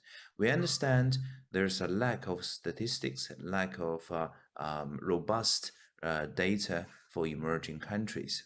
So we are trying to do is that trying to establish a transparent, comparable, verifiable, and freely accessing database for emerging economies. So we actually have several products This emerging economy inventories is one of them. So we're trying to do a multi-skills. We're not only doing one country, and if it's a country is large enough, we're trying to break them down into regional differences, trying to reflect the regional inequalities. We're trying to have a complete statistics for energy and emission accounts. We are multidisciplinary. We're trying our best to achieve the accuracy for the data database. Firstly, in the last about a number of years, we actually firstly trying to compile emissions for China's national, regional, and the city level. And in the last 4 or 5 years, we're starting to make emission accounts for other developing countries, because we know that many developing countries doesn't have carbon emission inventories there. So all these inventories has the same statistical approach, and then have the same statistical kind of formats. Each of it doesn't matter it's a national or regional or city level ones. They always have 47 socio-economic sectors by 20 different energy types. We set up this database, which we actually trying to look at is trying to address the climate change mitigations. This picture has been seen by many people in many places. It's basically saying that our past historical emissions globally as a whole has been growing really quickly since 2000. And we are actually in a trajectory to deliver like, along this right line, kind of to a high, to the trajectory of high climate risks. If we want to control our kind of emission goal, deliver our emission goal by 2 degrees C or even 1.5 degrees C, we need to possibly develop our emission trajectory along the sort of the green or blue lines, which is down here. So this is basically shows that we need some sort of hard kind of work effort to bend down our emission curve to have a low carbon, and then to have like even negative carbon emission reduction globally from the mid of the century. However, many of the developing countries, their emission inventories doesn't exist. And the data, it doesn't have a sufficient or enough data to support such kind of a development. So the data is a basic infrastructure to any climate policy we are talking about in COP26. So I want to show a few other things here. We want to know, basically, we do carbon accounting, and really how much emission we could admit to the atmosphere and how much is left there. So firstly, in the 2 degrees C target, in the 66% of the possibility, and then we could emit so much. This is a black bar shows there's so much emissions we could emit to the atmosphere. But we have, as a humankind globally, we have already injected this much of the emissions into that. Unless we're using some significant geoengineering projects or some geoengineering technologies, we are not significantly remove those emission or those kind of emission concentrations in the atmosphere. But really, we have this much, roughly about 800 gigatons of CO2 emission equivalent left from now until end of the century. The next question is that how do we allocate them, and who gets the quota? I'm actually trying to make not reflect all the countries there, but only 4 countries, 4 largest economy in the world here: United States, EU plus UK, China, and India. And over the last 10 years, this is the how their emission grows, or how this emission pattern changes. We can see that US, EU has gradually decline their emissions. India and China has stabilized a little bit, but hasn't reached the emission peak. India actually grow their emission quite significantly over the last 10 years. But among the other developing countries, we can see a pike here. Yeah, there's many the developing countries, they are actually contribute to the spike, the emission surge here. And then this kind of the dashed line here, the solid line here, it tells you how much the limits of emission limits we should have if we want to grow ourselves in this 2 degrees C constraints. This is how much of the carbon space is left. Both of the 4 countries, very recently India, a few days ago in COP26, launching their emission neutrality by 2070. China launching their emission commitment to neutralize their emission by 2060s, but the EU and the US is a few years earlier. So let's say, okay, all those countries are able to deliver what they say and their commitment, and we'll achieve some sort of net zero around the middle of the century, and the kind of the blank area is amount of the space we would require for the other countries to deliver. Is that enough? This is a big question. So I want to discuss a little bit about the rationale of the emission peak and the neutrality. What does that mean? What is the carbon emission peak and what is the neutrality? We're basically saying that many of the industrialized countries, they grow their emission along this sort of like a trend. Firstly,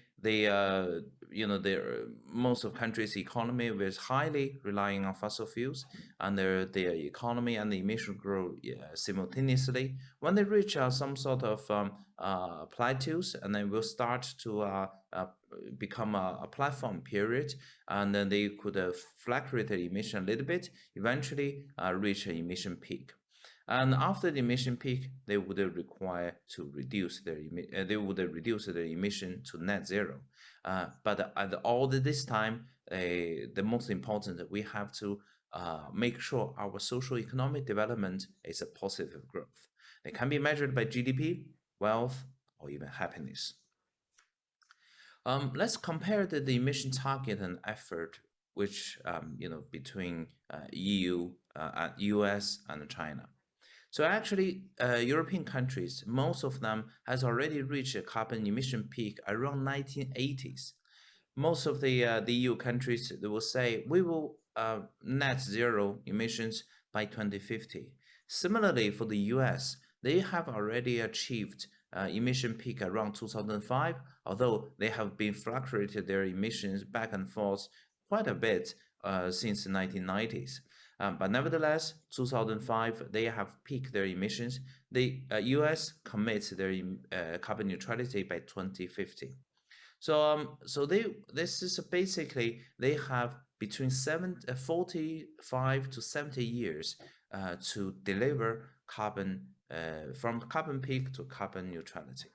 China commits itself to reach the emission peak by 2030, will deliver carbon neutrality by 2060. That's 30 years of the time. And from the volume of the emissions, China's emissions by the 2030 will possibly roughly about twice or the together of the EU 28 of plus the US. This basically, China will use half of the time period to reduce twice of the emission volume than the European 28 countries. So the carbon neutrality means almost like a economic revolution for Chinese economic system. So the neutrality goal is gonna trigger a huge amount of social economic shifts and a pattern shift towards low carbon and green economic development. there are 132 countries has committed to carbon neutrality. Although my figure may not be up to the latest, and at least 132 countries already or will commit to carbon neutralities, and they account for 75% of global emissions, 60% of the populations, and 75% of the GDPs. However, many of them are developing countries, and even many developing countries hasn't committed to the carbon neutrality, but they have some sort of climate goals or like emission, control kind of goals of that. Most important is that their emission inventories are not very transparent or not very up to date. Today, basically, I'm trying to, on behalf of the Ccos working group, to launch this annual report 2021 for emission inventories for the developing countries. We possibly will continue this effort in the next 4, 5, maybe 6 years, or maybe long, and to have annual updates for this emission report for developing countries. For this year, we are aiming to, we have include 30 global emerging economies in this book, which you can there's several hard copies in the menu, and please feel free to take them. The key things why we are trying to focus on this 30 of them, and then why we are focused on these global emerging economies. Basically, we launched this as first annual report for emission inventories for global emerging economies. We're trying to establish a data infrastructure and trying to provide some scientific basics to advocate the efforts and the needs of South-South corporations. And then they are most important in the future global climate change mitigations. And the focus on those 30 countries is, we have seen that over the last 10 years, since 2010, where the latest data is available, which is 2018, and we have seen that global emission has grown steadily. And then there are 62 countries, their emission grows above the world average. Apart from China and India, and then 60 of them, they are the major, like the emerging developing countries. It's like Laos, Zambia, Nigeria, Congo, Myanmar, Nepal, etc., etc. None of those 60 of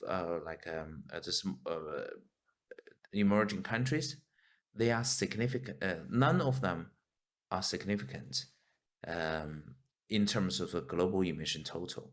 But together, 60 of them together, they rank at the third largest emitter in the world, which is about 60% more emission produced by the actual third largest emitter, which is India.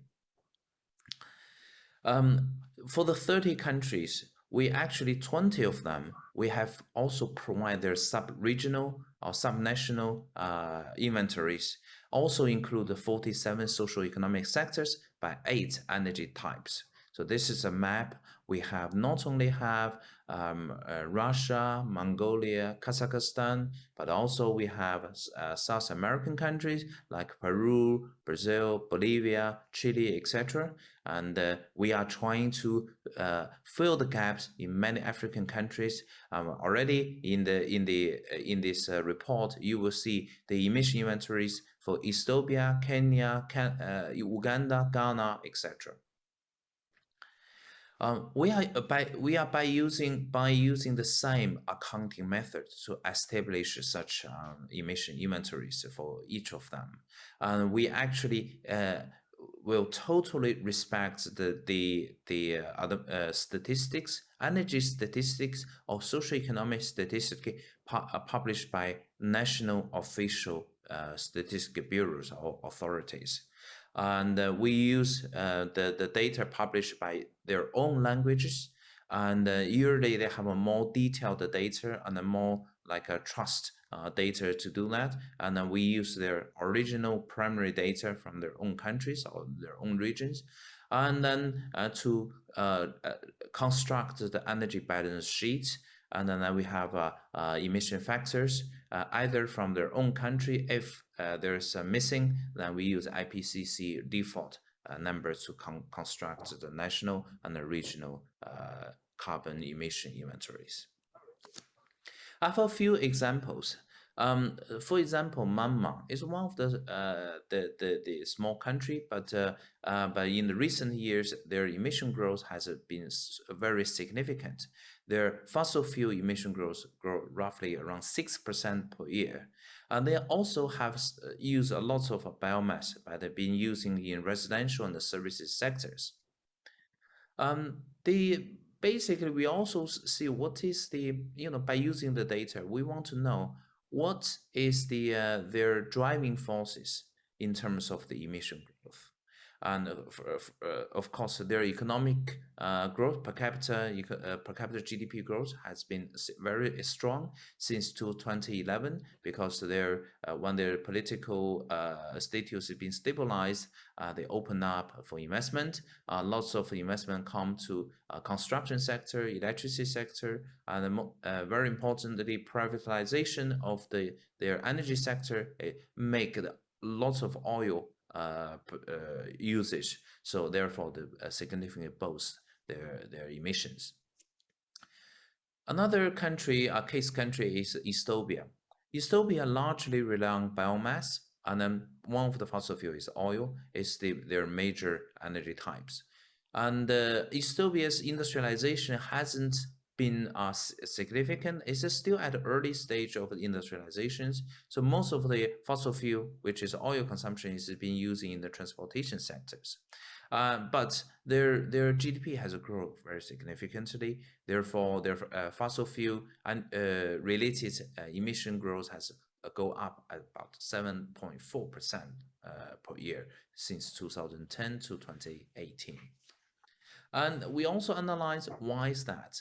And some factors are similar to Myanmar, but one particular sector is a population. Population annual growth from 2010 to 2018 is almost 3%, from about 80 million populations to about 160 million. I can't remember the actual word, but their kind of annual growth rate population has quite significant. In this report, you actually will find India, Uganda, they all break down into subnationals because the country is relatively big. And then we want to show the regional inequalities in both socioeconomic inequalities and energy and emission inequalities. Of course, we have contacted lots of local researchers in India or in Africa to help us to pull out such data for them. We hope to continue to publish those sub-regional time series data in the next few years to cover not only India, Uganda, and already the 30 we are trying to do. We're trying to our aim is trying to make almost 100 plus developing countries in the next 5 years or so. We actually verify our compiled data with some international statistics.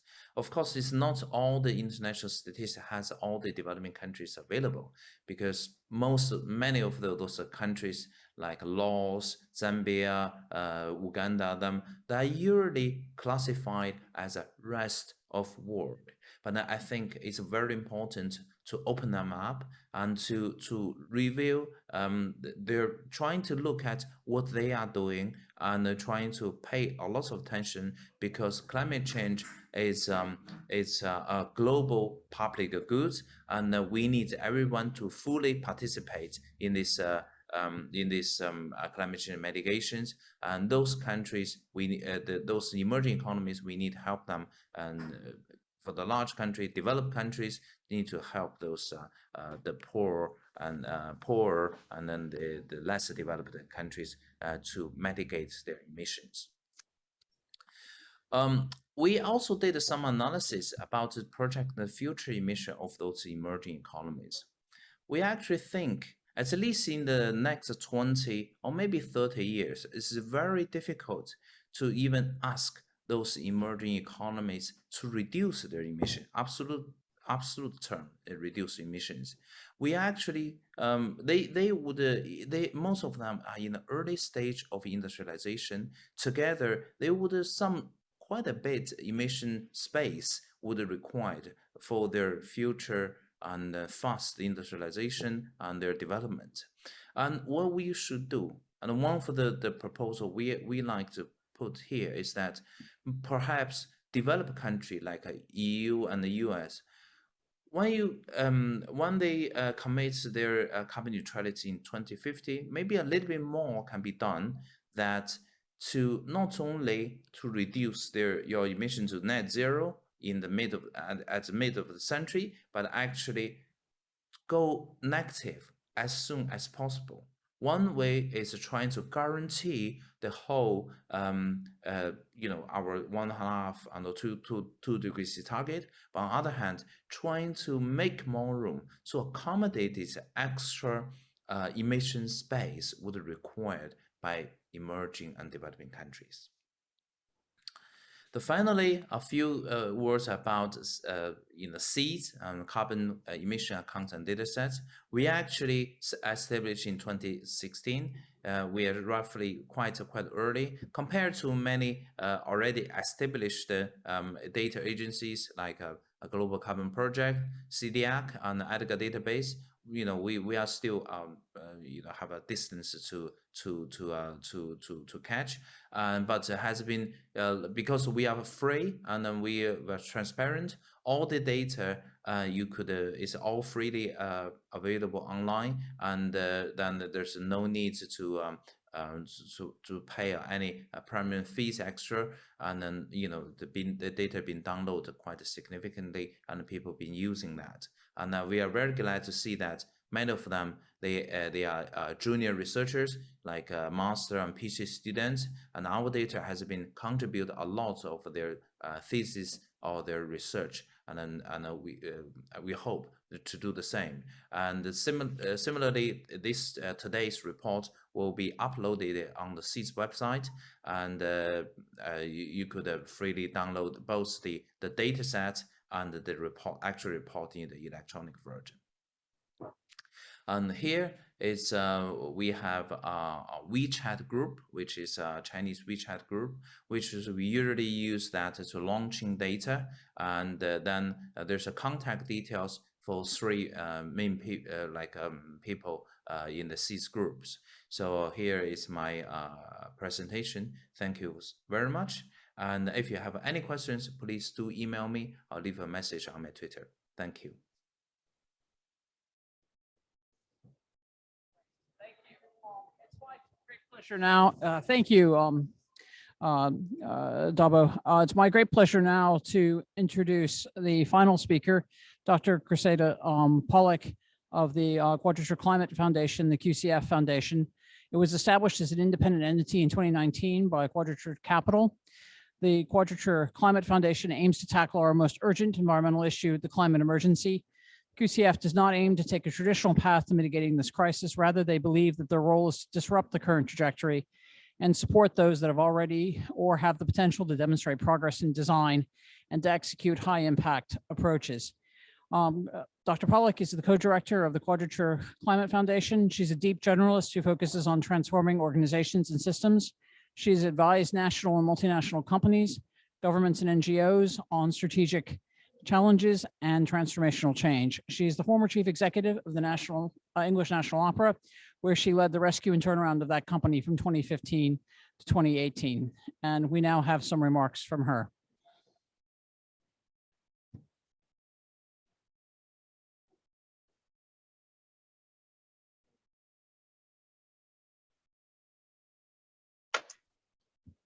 Good afternoon. My name is Cressida Pollock, and I'm the Director Director of Quadrilateral Climate Foundation, and I'm truly delighted to join today's launch of the carbon emissions accounts and data sets for emerging markets. We're really delighted to support the launch of this report and to be able to participate in the panel. It is often said, or at least by lawyers or accountants at COP, that accountants will save the planet. And we've seen some of that over these past 10 days with news of the new IISB this week, which has been very welcome, commitments to transition dates and indeed commitments to transition plans. But alongside that has also gone the concern about what the gap is between the data that we're seeing and the data that we can top-down identify. And all of that really demonstrates that all of these transition plans and all of these commitments have to absolutely be underpinned by data. And what's so exciting about the launch today is it starts dealing with some of the fundamental issues on what we do and don't know as we seek to take the best routes to tackle the climate crisis. The first is data availability. How can we make those sound transition policies? How can governments need to understand the emission profile of their economy, which is truly lacking in most emerging countries? Without the information and relevant data, which is reliable and consistent, those decisions are extremely difficult to come by. That's just one example of the data availability challenges that are hindering evidence-based policy making to support the net zero transition. We also have a data accessibility issue where some data sets exist and where they're available, they often have, they are often proprietary or behind paywalls, which means these data cannot be used widely to inform decisions to ensure accountability. And that particularly becomes apparent when you move beyond the private sector or even governments, and in particular into focus on those who seek to hold transition plans to account and to understand decisions which are made. Coming out of COP26, we see global leaders signing up to transition and coming up with action plans. And without access to good quality data, how can we ensure the integrity of those action plans and the integrity of those commitments? The final challenge is data standards and comparability.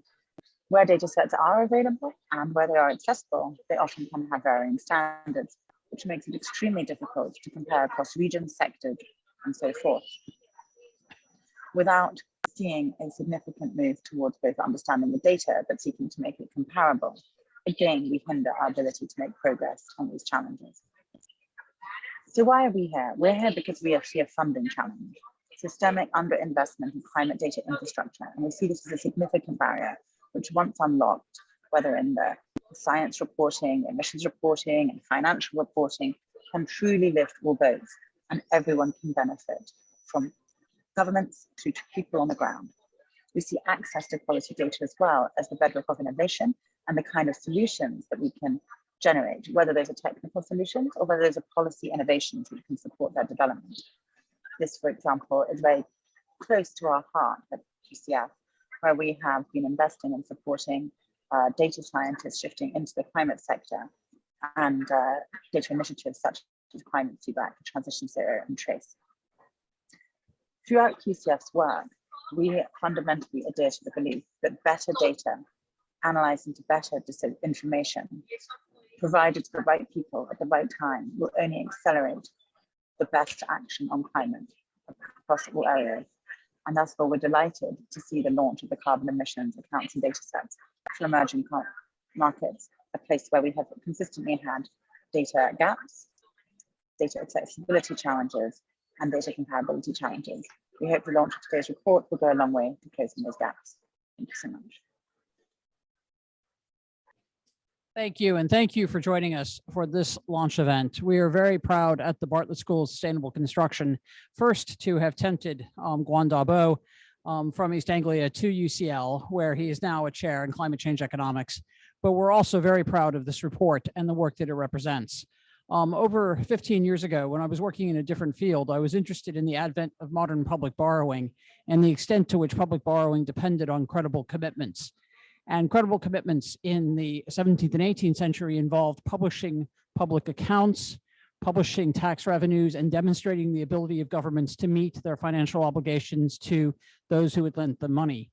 There is something analogous in the early 21st century about the need for transparent carbon accounting that gives everyone whether other national governments or whether sub-state actors, corporates, and for that matter, the median voter, a sense that there are credible commitments being made by governments to meet their net zero commitments. And databases like the COs database plays an important role in institutional development around carbon accounting and around global governance in our attempts to combat the climate emergency. So many congratulations from us at UCL to Professor Guan Dabo, and thank you for taking the time to listen to this launch event today.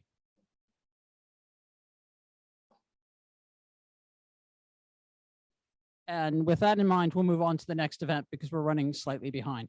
So let me introduce Mija Fu.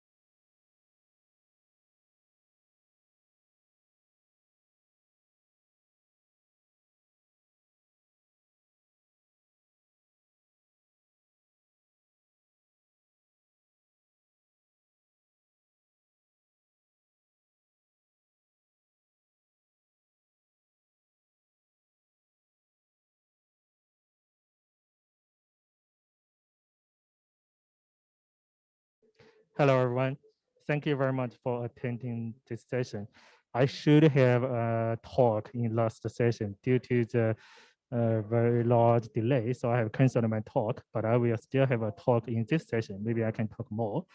Welcome to the COP26 session, Structural Change and Economic Dynamics. It's its first decade with a focus on the economic consequence of deep decarbonization. We are an economics journal. Why do we focus on climate change? Because economy and climate change are highly related. First of all, the carbon emissions are merely caused by the economic activities. On the other hand, the climate change will have impacts, merely negative impacts to the economy. So it is very important to understand the relationship between economic structure change and carbon emissions. Today, we are going to talk about the economic impacts of decarbonization and the role of structural change in the climate change mitigation. Here is the agenda of this session. So first of all, we will welcome Professor Demaris Kaufman to give opening remarks. Professor Demaris Kaufman is the director of the Bartlett School of Sustainable Construction at the University of College London, and is a professor in economics and finance of the built environment at the Bartlett. She is the editor-in-chief and the coordinating editor of Structural Change and Economic Dynamics on the honorary editor boards of several journals. She is also a visiting Augusta professor of University of Milan, University Beijing Institute of Technology, and Renmin University. So let's welcome Professor Demaris Kaufman to give an open talk. Thank you. Do you have the slides? Do you have the slides that you sent me? That's good.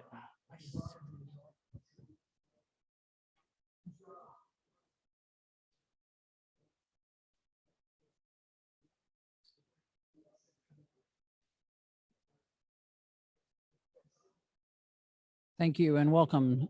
Thank you for joining us, and we're sorry for the short delays. Okay, that's not a problem. One of the files wasn't transferred over, but that's no problem at all, actually. In an effort to catch things up, I want to take a few moments to comment a bit on why SCED is so committed to understanding deep decarbonization in terms of its economic consequences. Now, of course, those of you who know SCED, Structural Change and Economic Dynamics, or STRECO as it's sometimes called at Elsevier, are aware that we turned 30 last year. Last year marked 30 years of SCED. SCED's origins, of course, were in the early 90s, where there was a real interest in new institutional economics on the one hand, and in terms of the Schumpeter Society, where SCED's where the idea behind SCED was germinated, the role of innovation in modern economies and in facilitating economic growth in the economic dynamics. And of course, over time, SCED has become one of the main outlets where we do intermediate levels of aggregation, where we think about intersectorial dynamics, when we think about economic dynamics in terms of that which lies between macroeconomics and microeconomics. We also, of course, are interested in institutions. We're interested in long-run economic change. We're interested in new methodologies, whether those methodologies be environmentally extended input-output analysis or whether they be agent-based modeling. We are a pluralist journal, so we consider both mainstream and post-Keynesian heterodox approaches. But what we aim to understand over long periods of time is how structural change happens in the economy, how you can theorize it, what methods you can use to analyze it, how you can observe it empirically, and to report the empirical results. So we publish theory papers, we publish empirical papers, we publish methodological papers, but we're interested again in how structural change happens in the economy and to understand the economic dynamics around it. And one of the real moments for us in the last 20 years has been to understand that the global climate emergency, as we now call it, is going to be, and even is today, a major catalyst of structural change in the economy, that it's impossible to think about what it would mean to decarbonize energy or transport without understanding that that will fundamentally realign industrial sectors in ways that we haven't conceived before.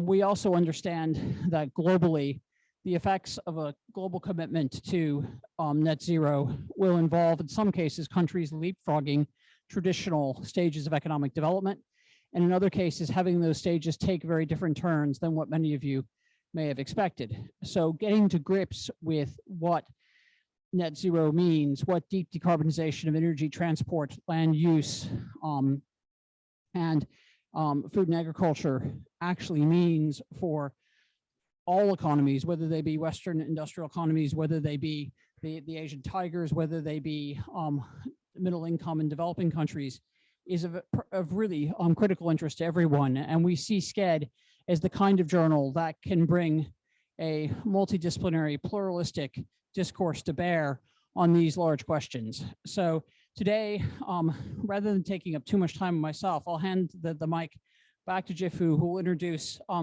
the other managing editors of SCED, who represent very different approaches and different viewpoints on what it means to fully integrate climate change economics into economic approaches, and particularly what SCED has to offer to thinking about the economic consequences of deep decarbonization. So Jifu, let me hand the mic back to you, and we can turn to Professor Galbraith. Many thanks, Damaris. So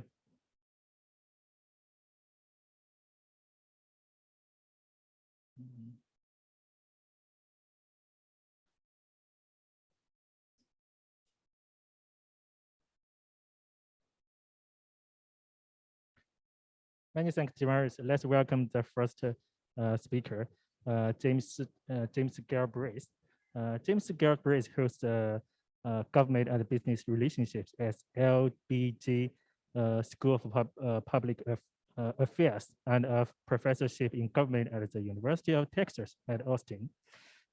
James was executive editor of the Joint Economics Committee of the U.S. Congress in the early 1980s. He chaired the Board of Economics for the Peace and Security and directs the University of Texas Inequality Project. He is an editor-in-chief of Structural Change and Economic Dynamics. In 2014, he was a co-winner of the Leontief Prize for Advancing the Frontiers of Economics. He holds the honorary degree from the University Peru Mendes France in Grenoble and from the Pelcano University of Economics in Mexico. So he will join us with a video. So I'm going to share it.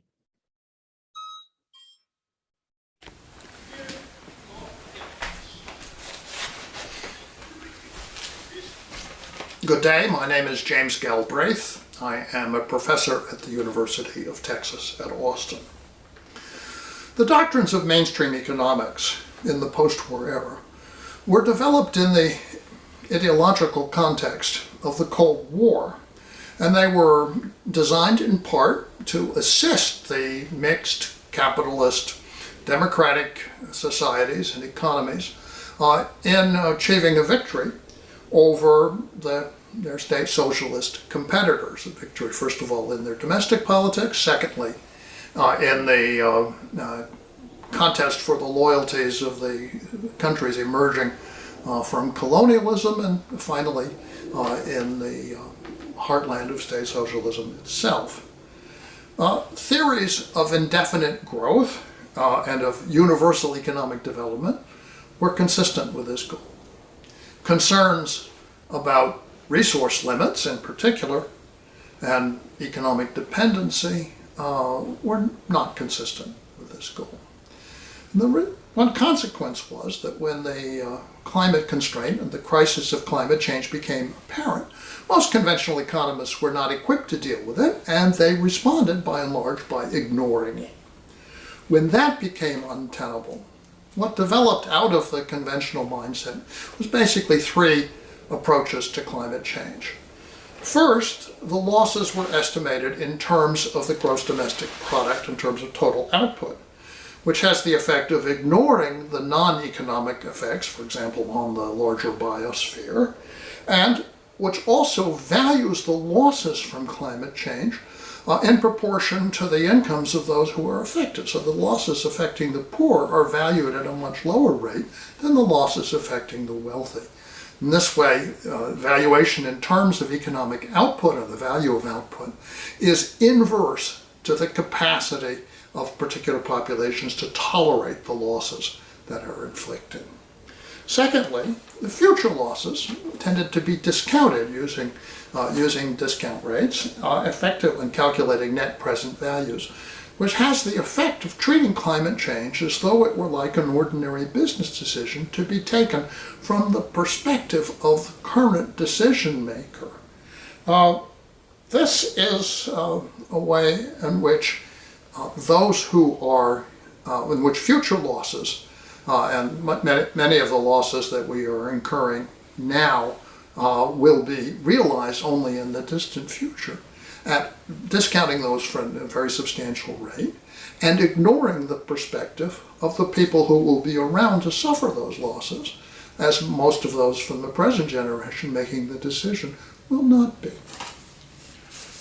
Third, when pressed to come up with policies, economists tended to advance what are called market-based solutions to the climate problem. Most prominently, the schemes for cap and trade and carbon taxes. And these are claimed to exploit the possibility for factor substitution, particularly substitution amongst alternative energy sources, along what is supposed to be a smooth set of production possibilities. Whereas in reality, the substitution possibilities in the short run are extremely limited, markets are easily subverted, and taxes can be shifted onto those who are least able to evade them, essentially, and in many cases those are the weakest participants in economic life. In short, and not for the first time, conventional economics has done more harm than good in response to the climate crisis, and it is actually an obstacle to climate survival. There is an adage that you can't beat something with nothing. In this situation, nothing would actually be an improvement over what we have. It would clear bandwidth in public discourse for climate scientists, for biologists, for material scientists, for engineers, for agronomists and other useful people. What we have is a survival imperative, leading to a problem that requires planning, innovation, design, engineering, construction and reconstruction, energy transformation, and the mitigation of effects that cannot be avoided. There is no market solution to this problem, just as there was no market solution to the Great Depression at the moment in the United States when Franklin Roosevelt launched the New Deal, nor when most of the world mobilized to defeat fascism in the Second World War. The proper role for economists in such a situation is to assist in the implementation of an effective plan, to help keep it consistent with fair and acceptable social consequences, and thus with the reasonable consent of those who are going to have to bear the cost and who are going to have to help carry out the plan if it's ever going to succeed. To achieve this goal, economists can help. Among other things, they can help to identify the real resources that are most available to be utilized and mobilized for climate action. These include, of course, the luxury consumption of the world's elites, presently to a large extent protected by tax havens, which have to be dealt with. They include the resources absorbed by our bloated financial sectors, largely predatory rather than productive, which can and should be shrunk so that those resources become available for dealing with climate change.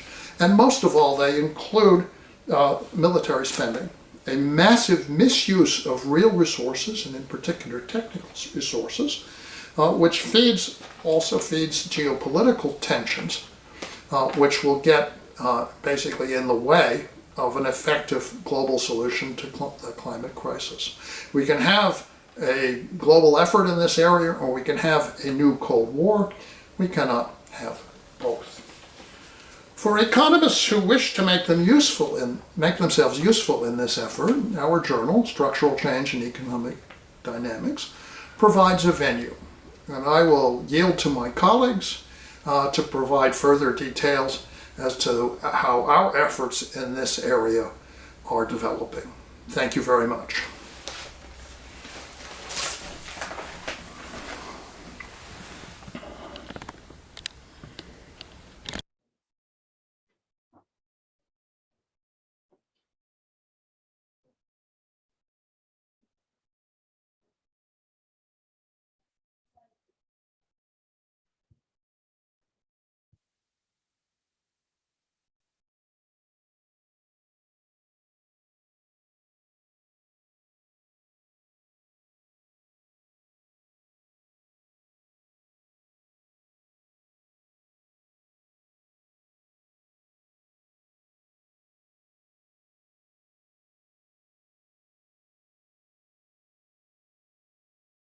Thank you, and thank you to Professor Galbraith for those very helpful remarks to frame the discussion.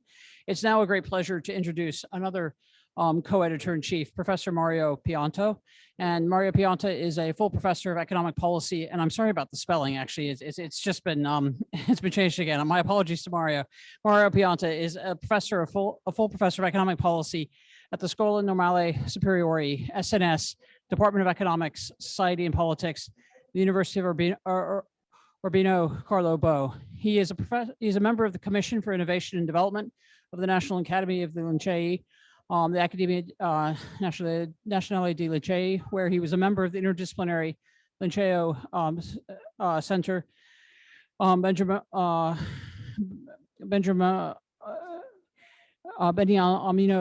Segre in 2011 to 2014 with an interdisciplinary project on evolution and economic change.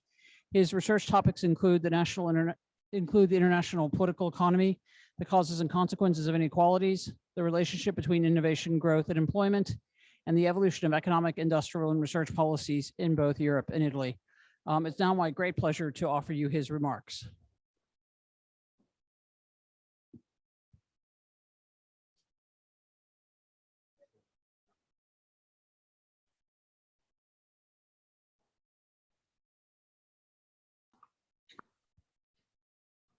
Good morning, everyone. My name is Mario Pianta. I am co-chief editor of the journal Structural Change and Economic Dynamics.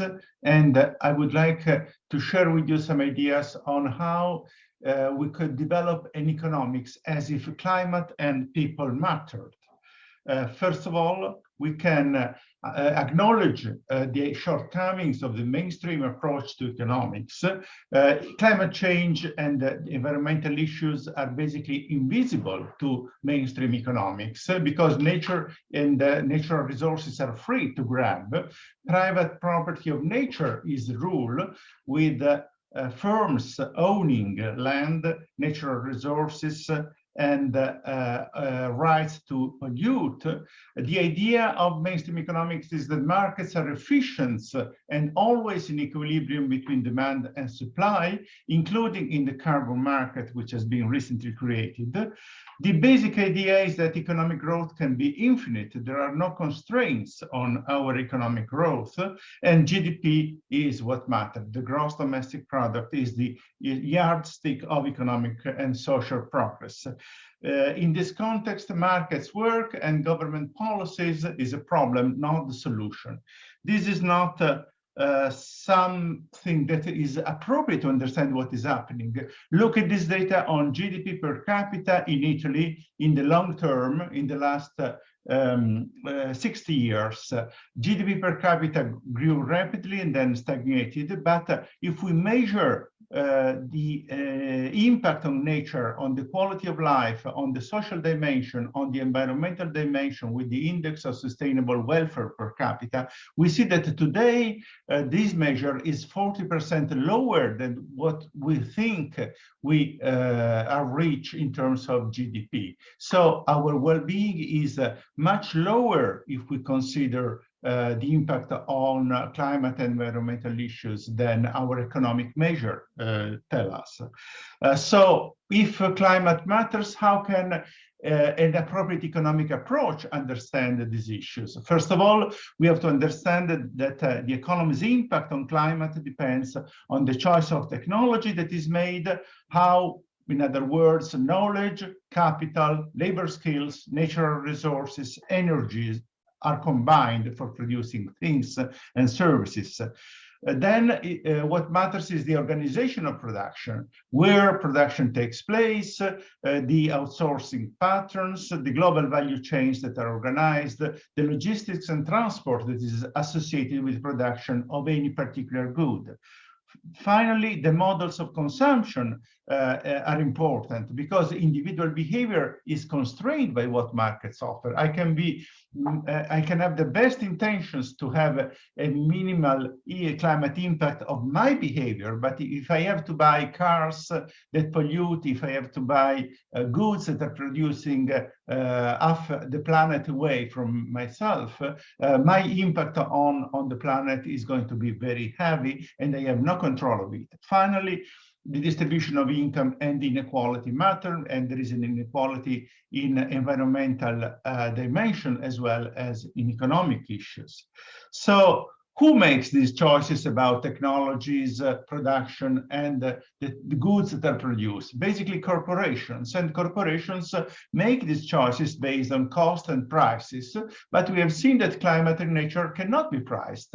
This is not an efficient way, and this is part of the problem because the behavior of firms so far has usually disregarded the environmental cost and completely ignored the impact on climate of their economic choices.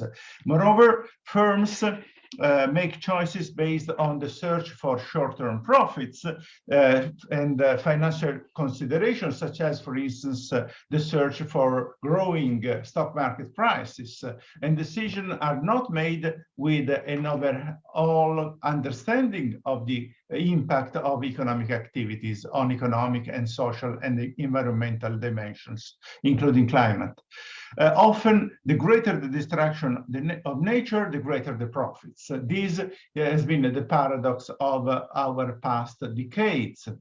So, in this context, politics and policies matter. They are part of the solution. Government policies and international agreements, such as the one discussed in Glasgow these days, can bring climate and nature into the picture, and there are different tools that have been long been used.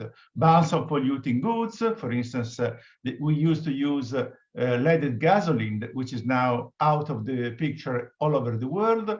We have the challenge to move beyond the use of internal combustion engine cars in order to reduce the impact of individual private transport on the planet. A second tool is the regulation of production and goods, which is usually done for chemical and other products. But there are also public political choices of technologies, such as the decision to phase out fossil fuel or to move out of nuclear energy. Italy, Germany, and many other countries made this decision, which has a very important long-term improvement impact on the planet. Moreover, there are tools such as environmental taxes, whereby I tax the goods and the energy inputs which are most damaging for the planet and for climate. And in this way, with different prices, I change the behavior of firms and the individual consumers. This can be done, but of course, has only marginal impact on behavior.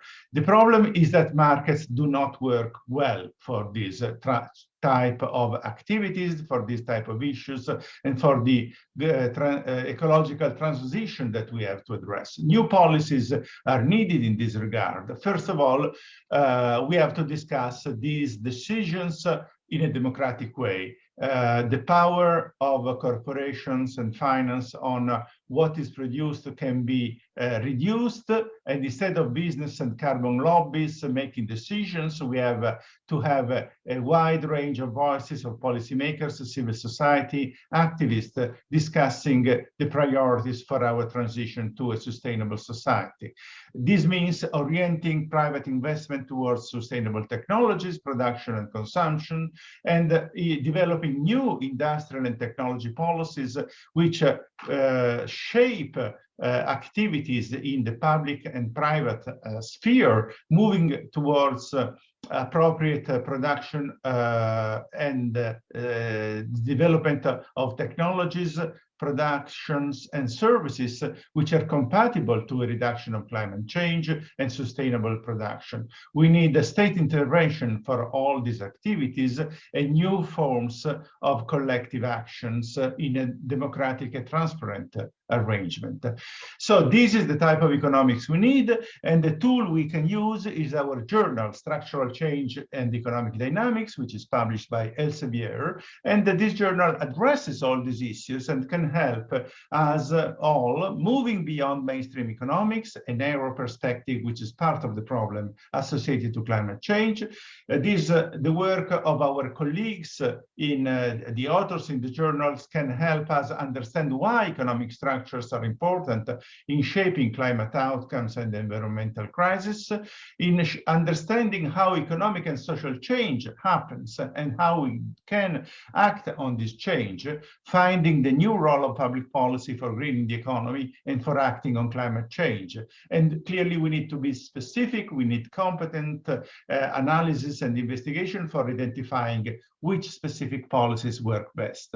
This is an important tool, and I invite you to consider, read, and write for our journal, Structural Change in Economic Dynamics. Okay. Thank you to you all. Okay. Many thanks, Mario. Many thanks, Mario. Hello? Hello? Yeah. Okay. I can do it here. Okay, thank you very much.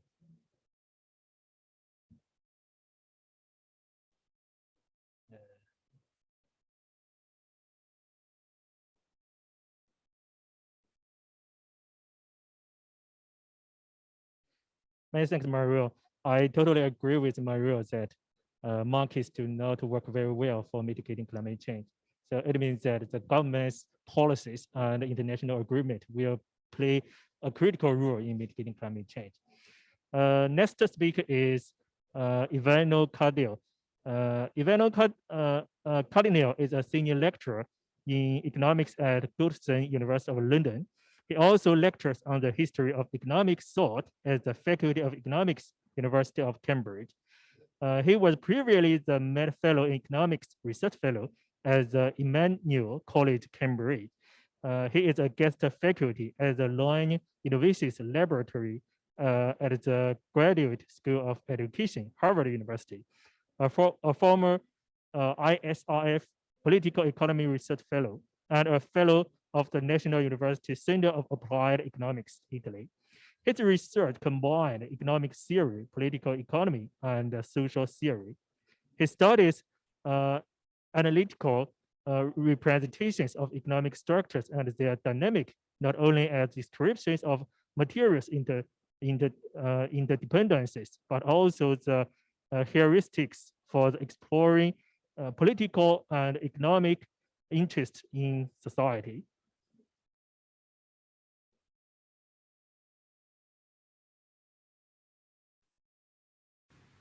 Hello, my name is Ivano Cardinale. I'm a senior lecturer in economics at Goldsmiths in the University of London and an editor-in-chief of Structural Change and Economic Dynamics. Our journal focuses on how structural change, so changes in the production structure of the economies and in technology and in distribution, affect the economic growth and the change of economies over time. The journal draws on four main traditions in economics: the structural, the evolutionary, the institutional, and the historical traditions. In my talk, I will concentrate on the structural tradition economics and discuss what it would suggest about the long-term effects of decarbonization. And in particular, what I want to note is that this tradition economics does not focus that much on market exchanges, although it does consider them, but on the dynamics of production. And so it's interesting how the arrangement of production within sectors and across sectors, the interdependencies that sectors have, the distribution of income, the available technology, and so on, how they affect long-term changes in the economy. But it can also be read in a way which I believe is particularly important for what we want to discuss today, because the structural approach can be read as specifying the conditions that production structure imposes on the pursuit of collective objectives.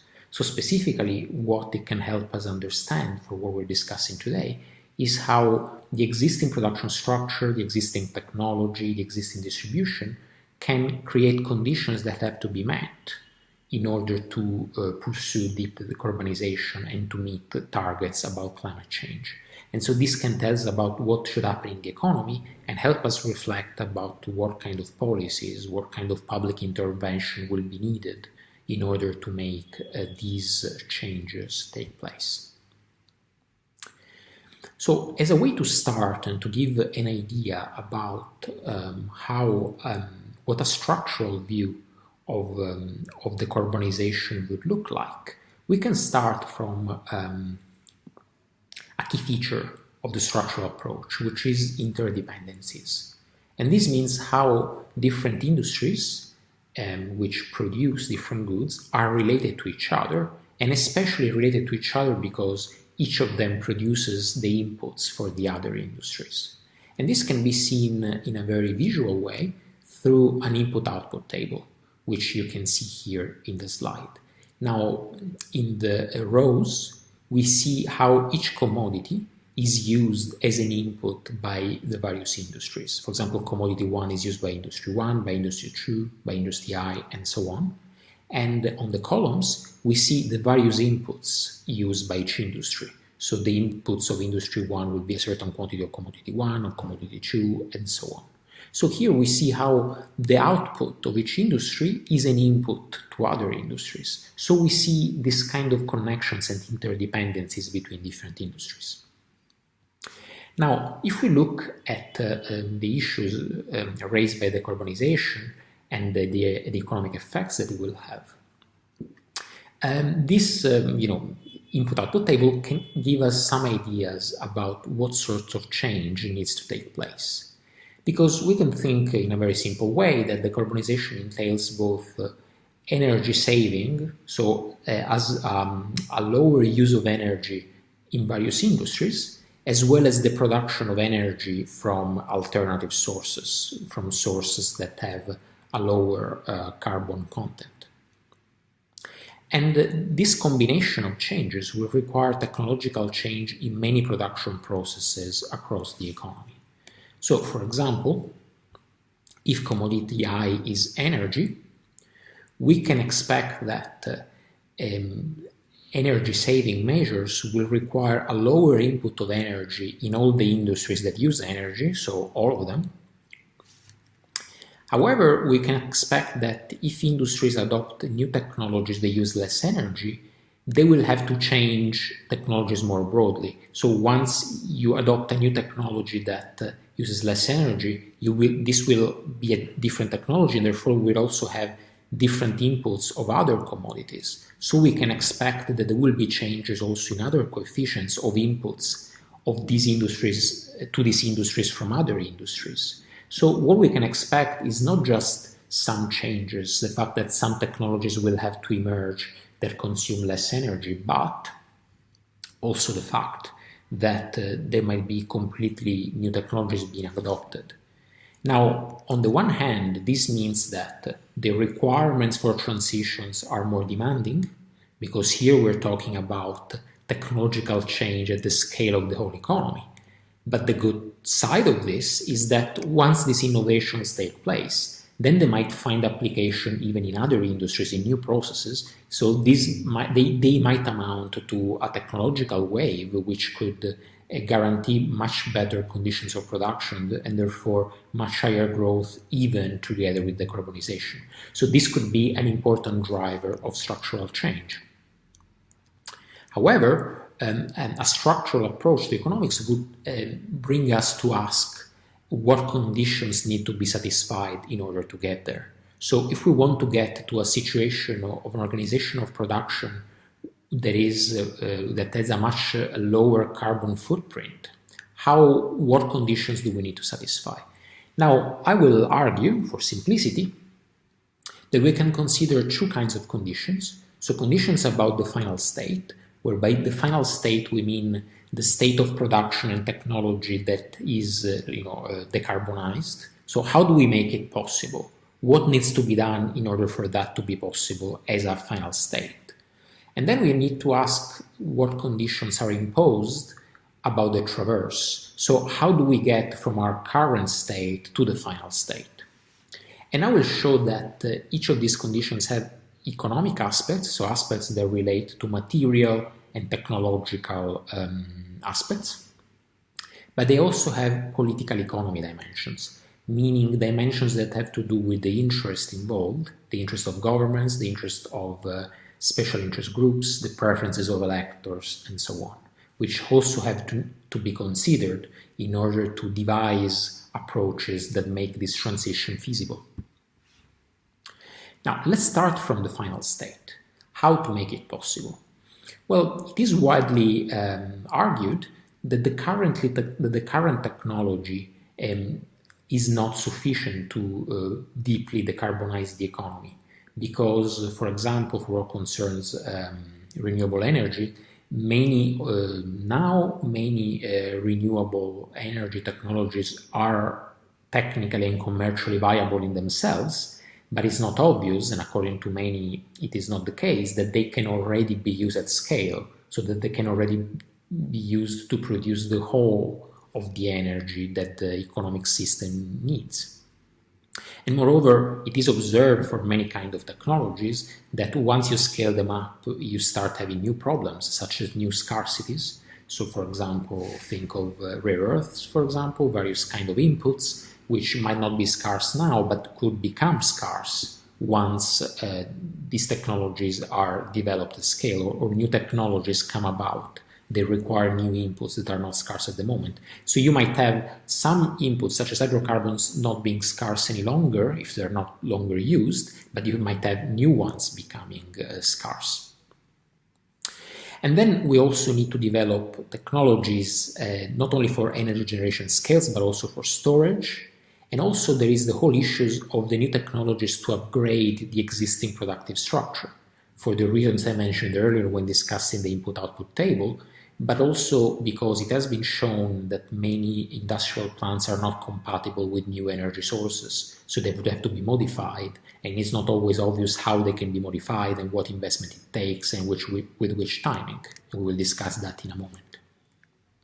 So in order to have this very wide technological exploration, so this exploration of new technologies at the frontier, we need, so these technologies have to be found, and there is considerable uncertainty about them because they are new technologies. And so there will be a lot of trial and error involved in order to understand which technologies can be viable both technically and economically at the required scale. Now, typically, this very big technology exploration is financed by public investment. So it certainly requires a lot of investment, but this investment is often public because the returns on any given technologies are very hard to calculate, and often private actors will not invest in this kind of exploration because it's highly wasteful, highly uncertain.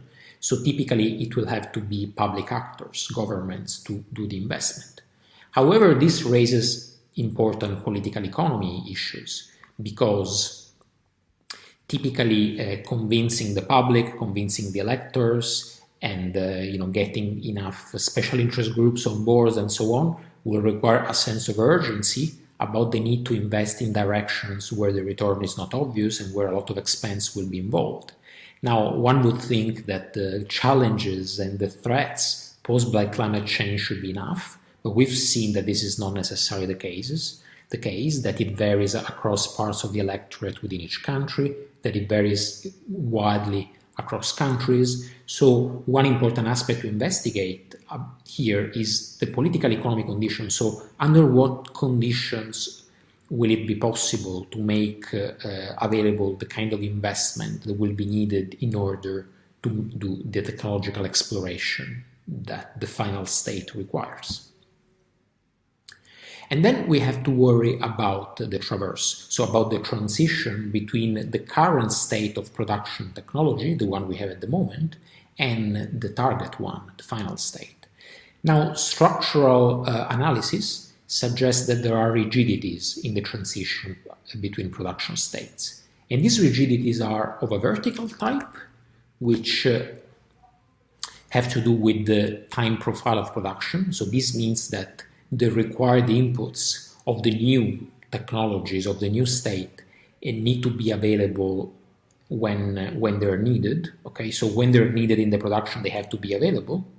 And then there are horizontal requirements which have to do with quantities. So the inputs have to be ready not only at the right time, but also in the correct amount, in a sufficient amount.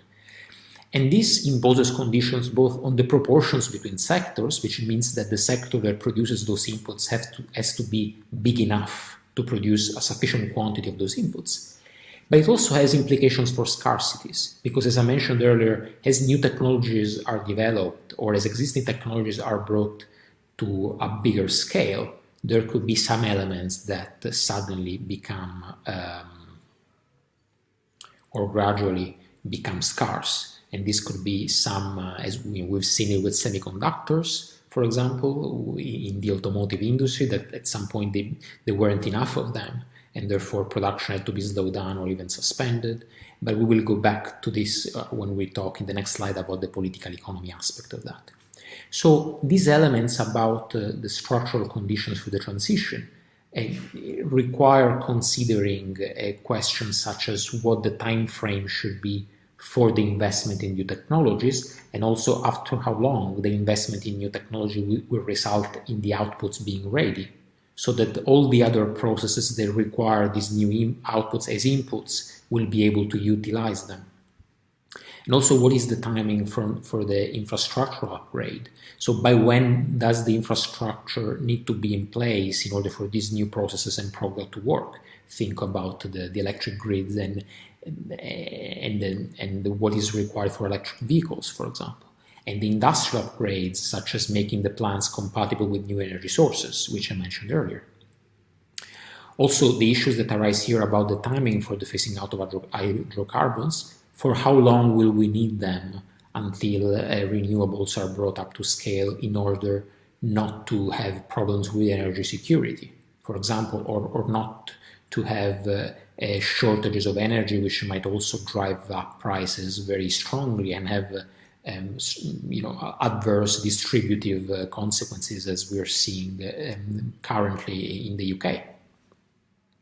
And one of the and so this will arguably require a lot of public study and intervention to make sure that the timing is considered appropriately. And also an effort will be needed in terms of trying to predict what scarcities could emerge and trying to mitigate the emerging scarcities so that there aren't any bottlenecks in the transition, or at least that bottlenecks are reduced to a minimum or to a viable and manageable extent. And then there are also political economy aspects that traverse, so aspects that have to do with the interest involved. We always think about the strong interest opposing decarbonization that come from companies that produce hydrocarbons or even countries that heavily produce hydrocarbons. But the picture is actually broader and more complex, exactly because of what we said earlier. So the fact that the transition will require very deep changes across many industries. Okay, so for example, we can take automotive as to illustrate what will happen, but the same, similar conditions will apply to other sectors that will be highly invested by decarbonization, such as farming, construction, or transport more broadly. So, for example, in the case of the automotive sector, there is an ongoing transition to electric vehicles. The basic material and technological aspects have to do with the fact that now different parts and components will be needed. So electrical engines and batteries, for example, instead of internal combustion engines. And this will entail greater reliance on digital technologies and on mobility services, which will require new resources, new materials, and new intermediate goods, such as semiconductors, as I said previously.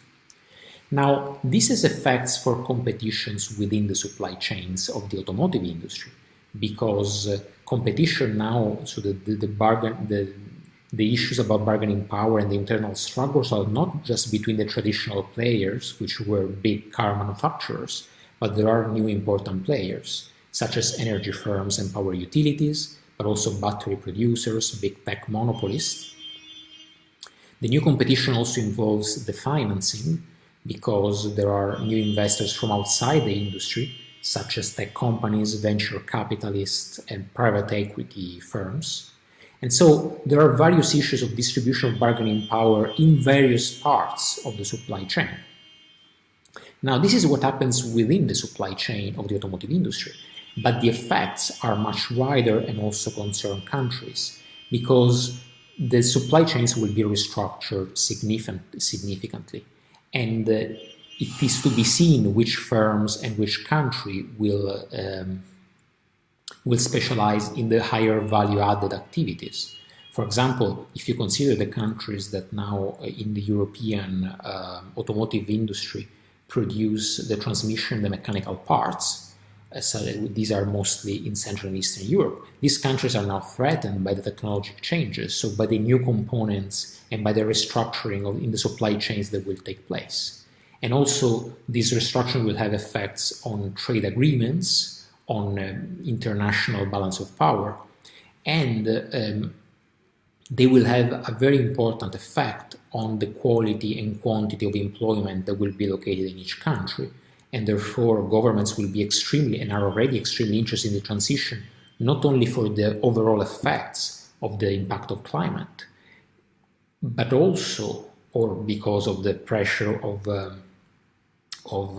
special interest groups, but also because of the very important social effects that this will have in terms of the quality and quantity of employment where it is located. And we've seen how important this is for distribution, for inequality, but also the political effects it can have in terms of which parties get to be elected and so on.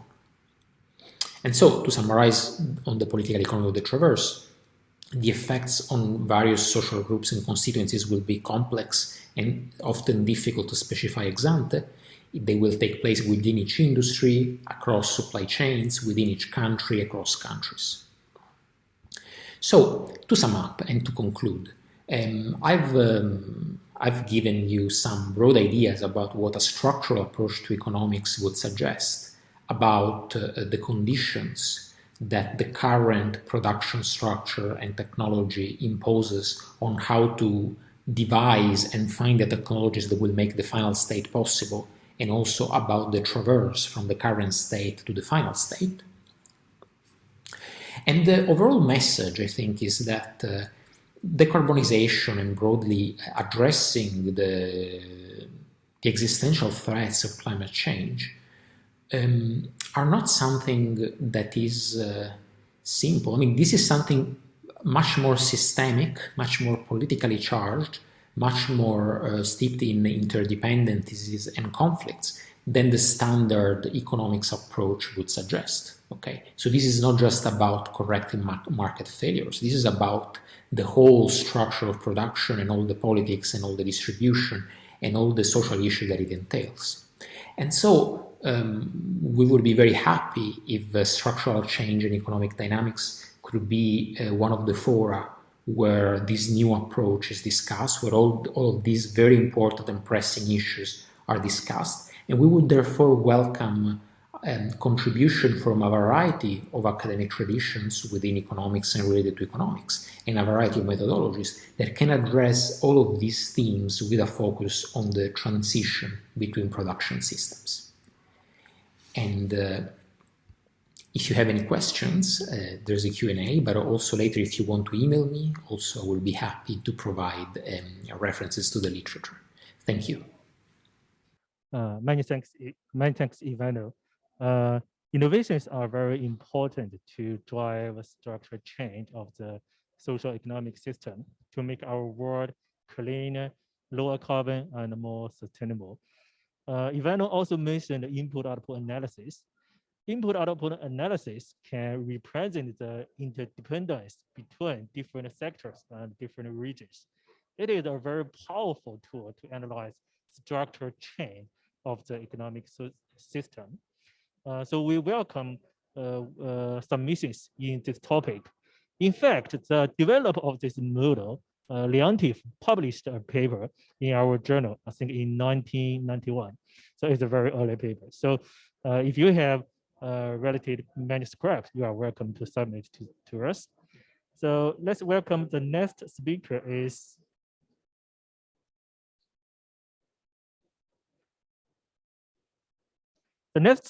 Yuning Gao.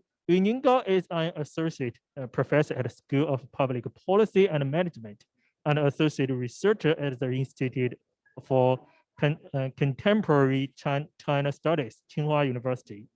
He holds a PhD in land economy from Cambridge University and a the bachelor degree from Tsinghua University. He was elected the president of the Chinese Economics Association, Europe and the UK, standing board member of the Committee of Social and Economic System Engineering of the Society of System Engineering of China, and also serves as an associate editor of our journal. His main research fields include international economics and international development, resources and environmental economics, and policy.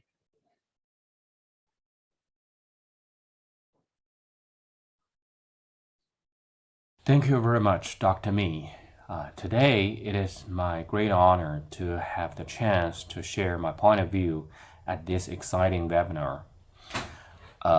Today, my point about decarbonization is accounting of carbon emission responsibility is important for our decarbonization in the future, and why we need to use a new concept of the carbon in factor income in our accounting of the consumption-based carbon emission compared with the existing concept of carbon in value added. Maybe some of our audience know that today is the so-called Double 11 festival in China. which is an online carnival for all the consumers across China. They can buy what they want as maybe the best price for a whole year. But I have to assume that most of our consumers will have no idea that what are on their head about their responsibility of carbon emission. Because today, more and more scholars would like to use the so-called consumption-based carbon emission to calculate the carbon emission responsibility, because during the whole segment of the production of all goods, finally, they would like to put the carbon emission responsibility on the head of consumers, because all these carbon emissions are actually triggered by these final consumption. However, I always heard about the complaint from the consumers that it is not fair to put all the carbon emission responsibility on the head of consumers, because they also create job positions and tax income for the producers and the host government of those producers. So today, when we applied this methodology onto the carbon accounting through different economies, we will see that by the consumption-based carbon emission, the carbon emission responsibility of developing countries would be a little bit smaller than their production-based carbon emission responsibility. And that calculation was accounted based on the so-called carbon in value added. We actually just calculate the embodied carbon emission through all channels of value added creation. They would like to argue that why the developing countries should take less carbon emission responsibility, because through all the international trade, the embodied carbon, the main players are actually the multinational companies worldwide. So the policy questions here will turn to by who. They always argue that the multinational companies today not only contribute a half of the world's total export, 1/3 of the world's total GDP, 1/4 of the world's employment, and nearly 1/5 of the world's consumption-based carbon emission. So this is why they would call for a new sharing of the carbon emission responsibility between the consumer and the producers in the developing economies. However, when developing countries today also become important consumers, I would like to ask the questions about how about the consumption of the multinational companies' sales in the host countries? Because when today developing countries, their domestic emissions rise quite fast and become the majority of their responsibility, inside that, I have to say, the sales of multinational companies in these host countries, especially developing countries, will also become an important source of the consumption-based carbon emission. However, I would like to argue that for this part of the consumption-based carbon emission, whose responsibility should be? As we turn to different cases of the multinational companies in a developing country, for example, Tesla has a factory in Shanghai of China. During their production, the majority of the income of their sales to Chinese consumer still goes back to Tesla itself. And similar to that, even for Apple, it is organizing the so-called factoryless production. That means there is no physical factory workshop for Apple in China, but they just organizing the whole value chain throughout the whole world. The main income of capital still goes back to Apple when they sold their cell phone to Chinese consumers. So inside this process, the capital income should take the main responsibility of these part of the so-called consumption-based carbon emission compared with those who just, purchased their domestic products. So here, that's why we would call for the so-called give back the carbon emission responsibility to capital, what is capital's, and to host, what is host's. Here, no doubt, I'm not denying that these multinational companies create more job positions and also pay part of their tax to the host countries. But just as till very recently, we have just agreed with the minimum corporate income tax worldwide, it is also, I think, the time for us to call for the multinational companies to take their responsibility during their sales in their host country, especially those developing countries. Because this is actually why I think we need to transform our accounting from the value-added based to a factor income based. This is, I think, a fair accounting methodology to divide the responsibility in between the capital income and the labor compensation and tax of the local hosts. And therefore, we actually do a new decomposition of these carbon emission responsibility. And here we highlight one important channel. We call that FDI-related carbon emission.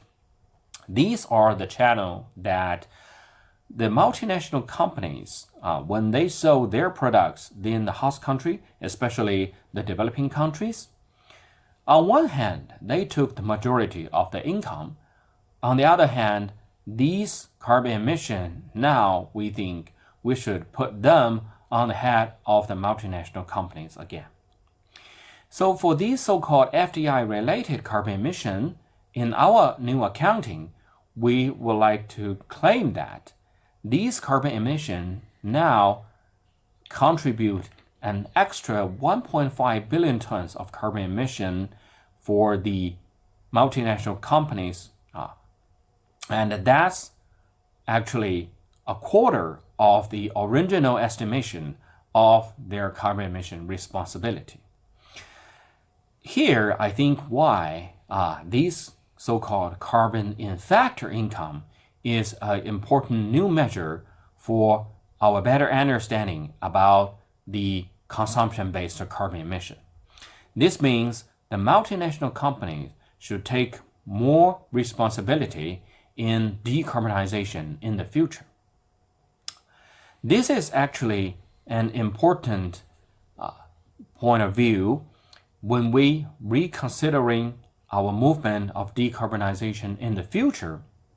When we having more and more effort in the Global Climate Change Fund, and I think from the government side, it is an important policy movement. But on the other side, we will call for, we will work together to make multinational corporations to work for our multilateral cooperation of our decarbonization future. And that's what I'm going to talk about, why the accounting is important of our decarbonization movement in the future. And thank you very much. Many thanks, Yuning Gao. Yuning has bring us a very interesting topic: who should be responsible for the emissions from multinational companies. So,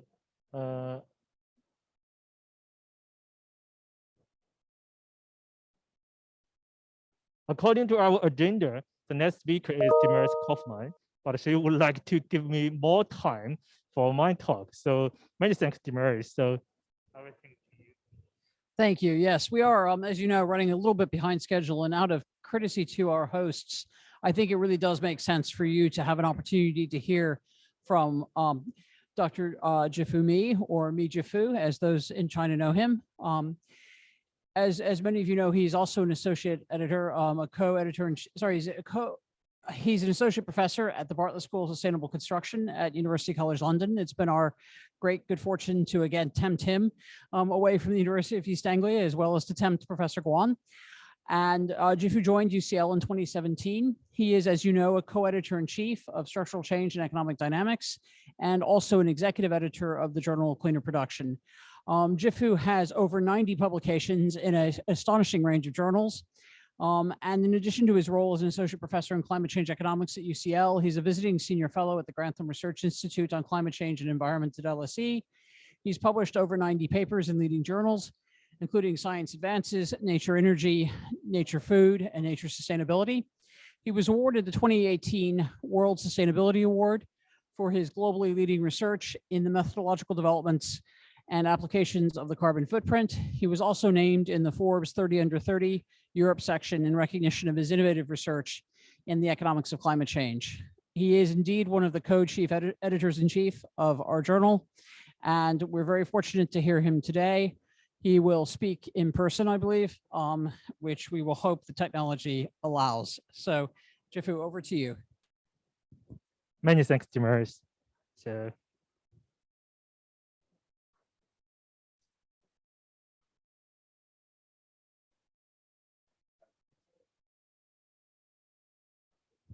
yeah, many thanks, Damaris.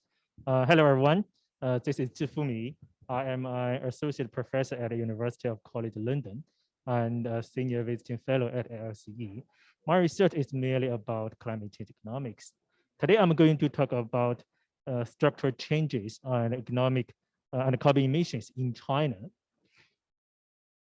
China is the largest CO2 emitter in the world. It contributes over 25% of global emissions annually. So it is the economic development and the carbon emissions are highly related because most of carbon emissions are from the economic activities. So China has entered a new phase of economic development. We usually call it a new normal. In the new normal, the economic development mood has changed largely, such as production structure, consumption structure, regional structure, and energy mix. So our studies want to know what are the carbon implications of these new changes in structure. So before I introduce our results, I would like to introduce the climate target of China. China would like to peak emissions before 2030. And by 2030, China wants to increase the non-fossil fossil energy share to 20% in 2030 from 50% in 2019.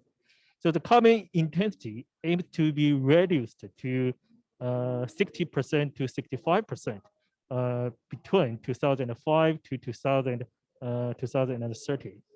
So in addition, last year, China has announced a very important target, carbon neutrality.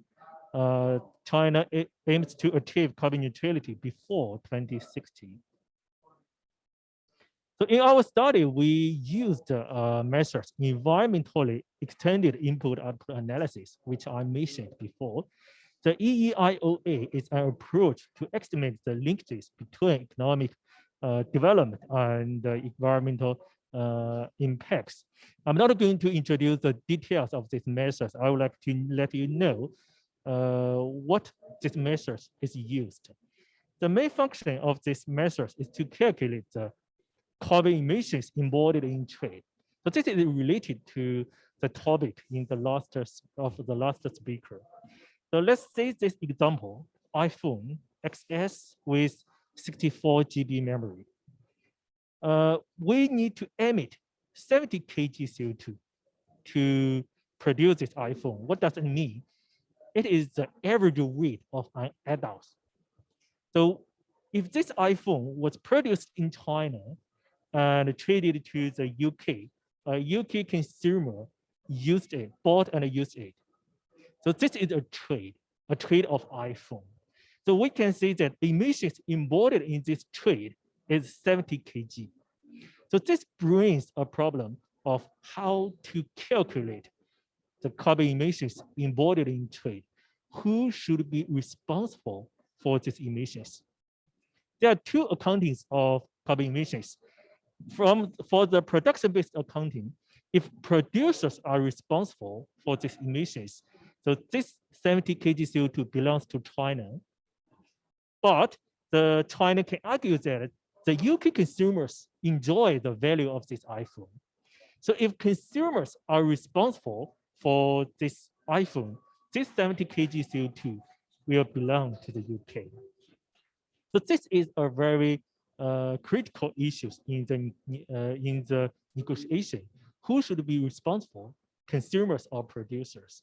I think both consumers and producers need to take the responsibility.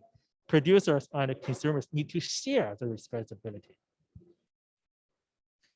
In order to know the underlying reasons of the of carbon emission changes of China, we use SDA measures. It is used to know the contributions of different factors. In our study, we decompose changes in carbon emission into 5 factors: energy efficiency, production structure, consumption per capita, and population. First of all, let's look at the carbon emissions of China.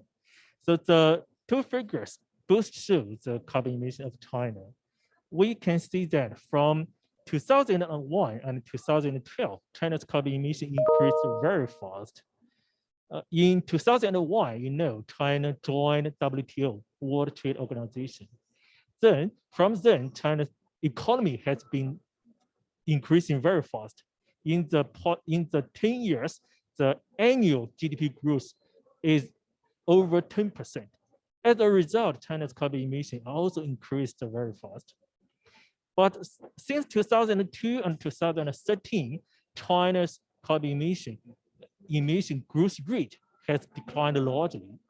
So China's annual emission growth declined from 10% between 2002 to 2012 to 0.3% between 2002 and 2017. So the left finger shows the emissions from different energy consumption. We can know coal makes the largest contribution. The right figure shows that the secondary industry is the main contributor of China's carbon emission. So, you know, there are large uncertainties in estimating carbon emissions. The left figure demonstrates the China's carbon emission from the most popular carbon database. So we can see that there are large gaps between the different databases, but the trend is similar. So since 2012 and 2013, China's carbon emission growth rate has declined largely. So for the right finger, it shows the GDP growth and the carbon intensity. The carbon intensity means carbon emissions per unit of GDP. So between 2000 and 2016, China's GDP increased by over 400%, but the carbon intensity declined by 27%.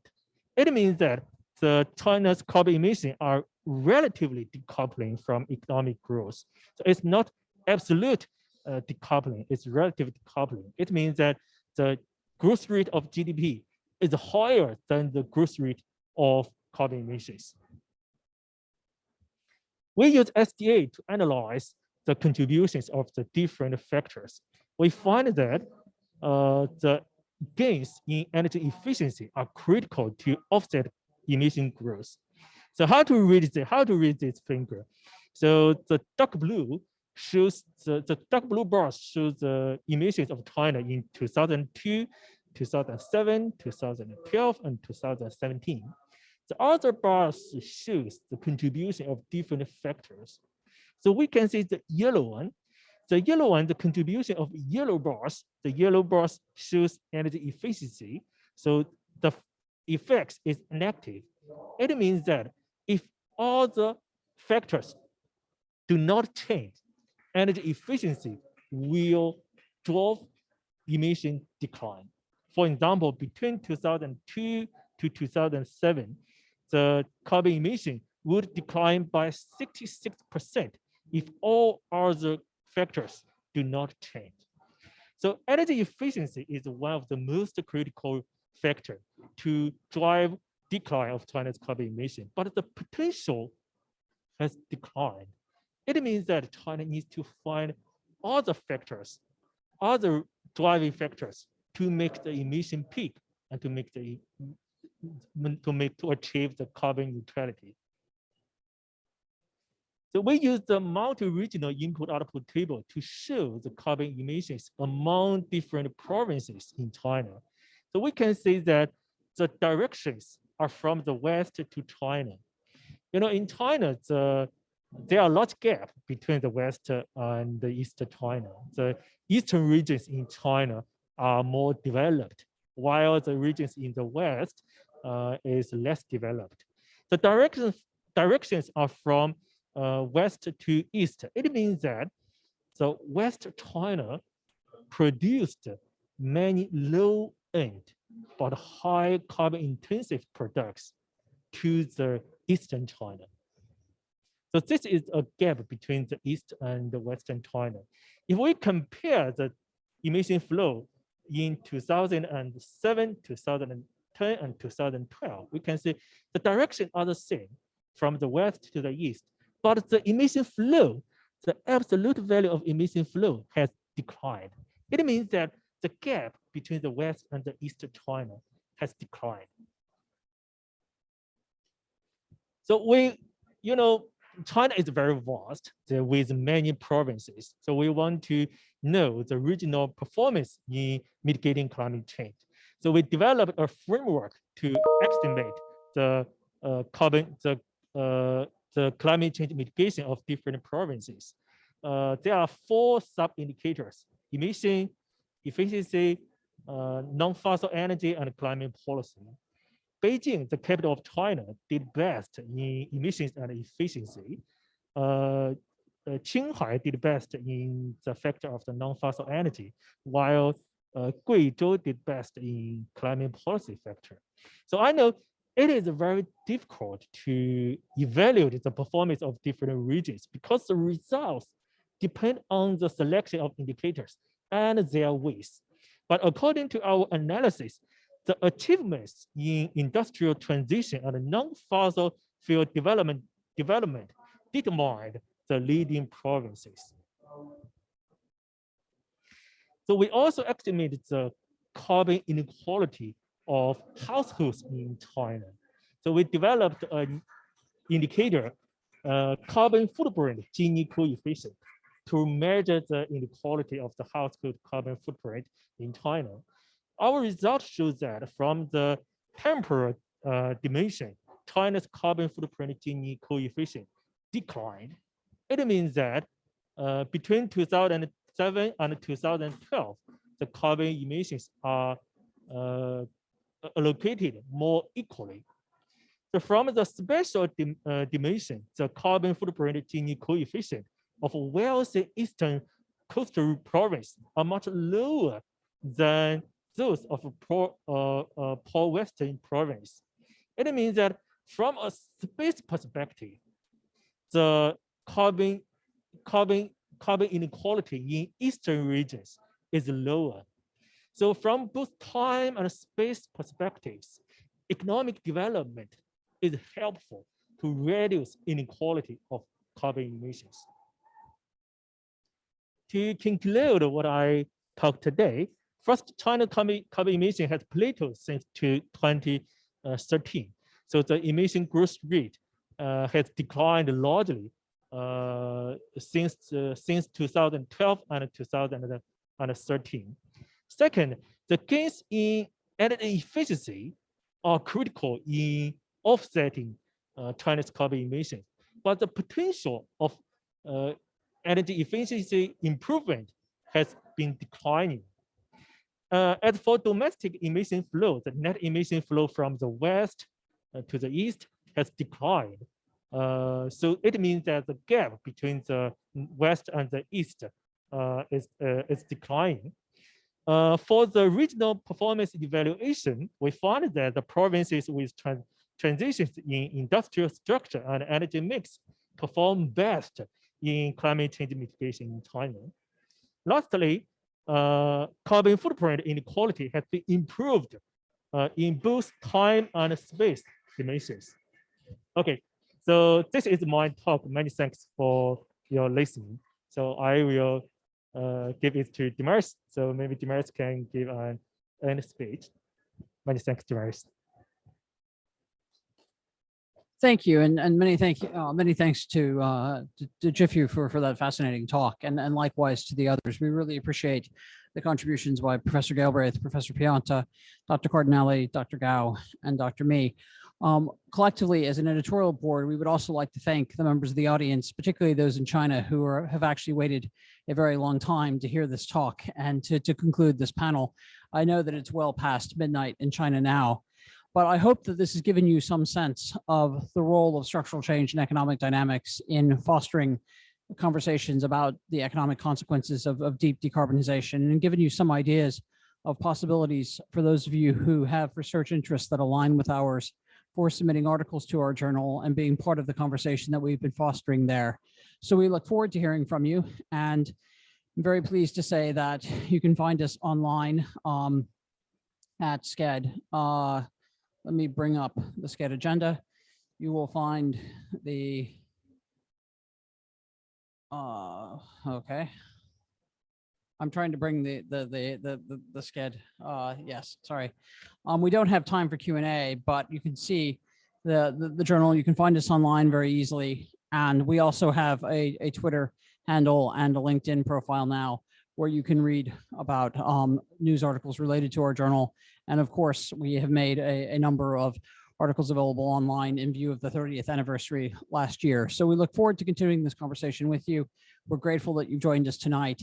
And we hope that you find the final events of COP26 to be inspiring and have encouraged you to be optimistic about the future for fighting global climatic change and rising to the challenges of the global climate emergency.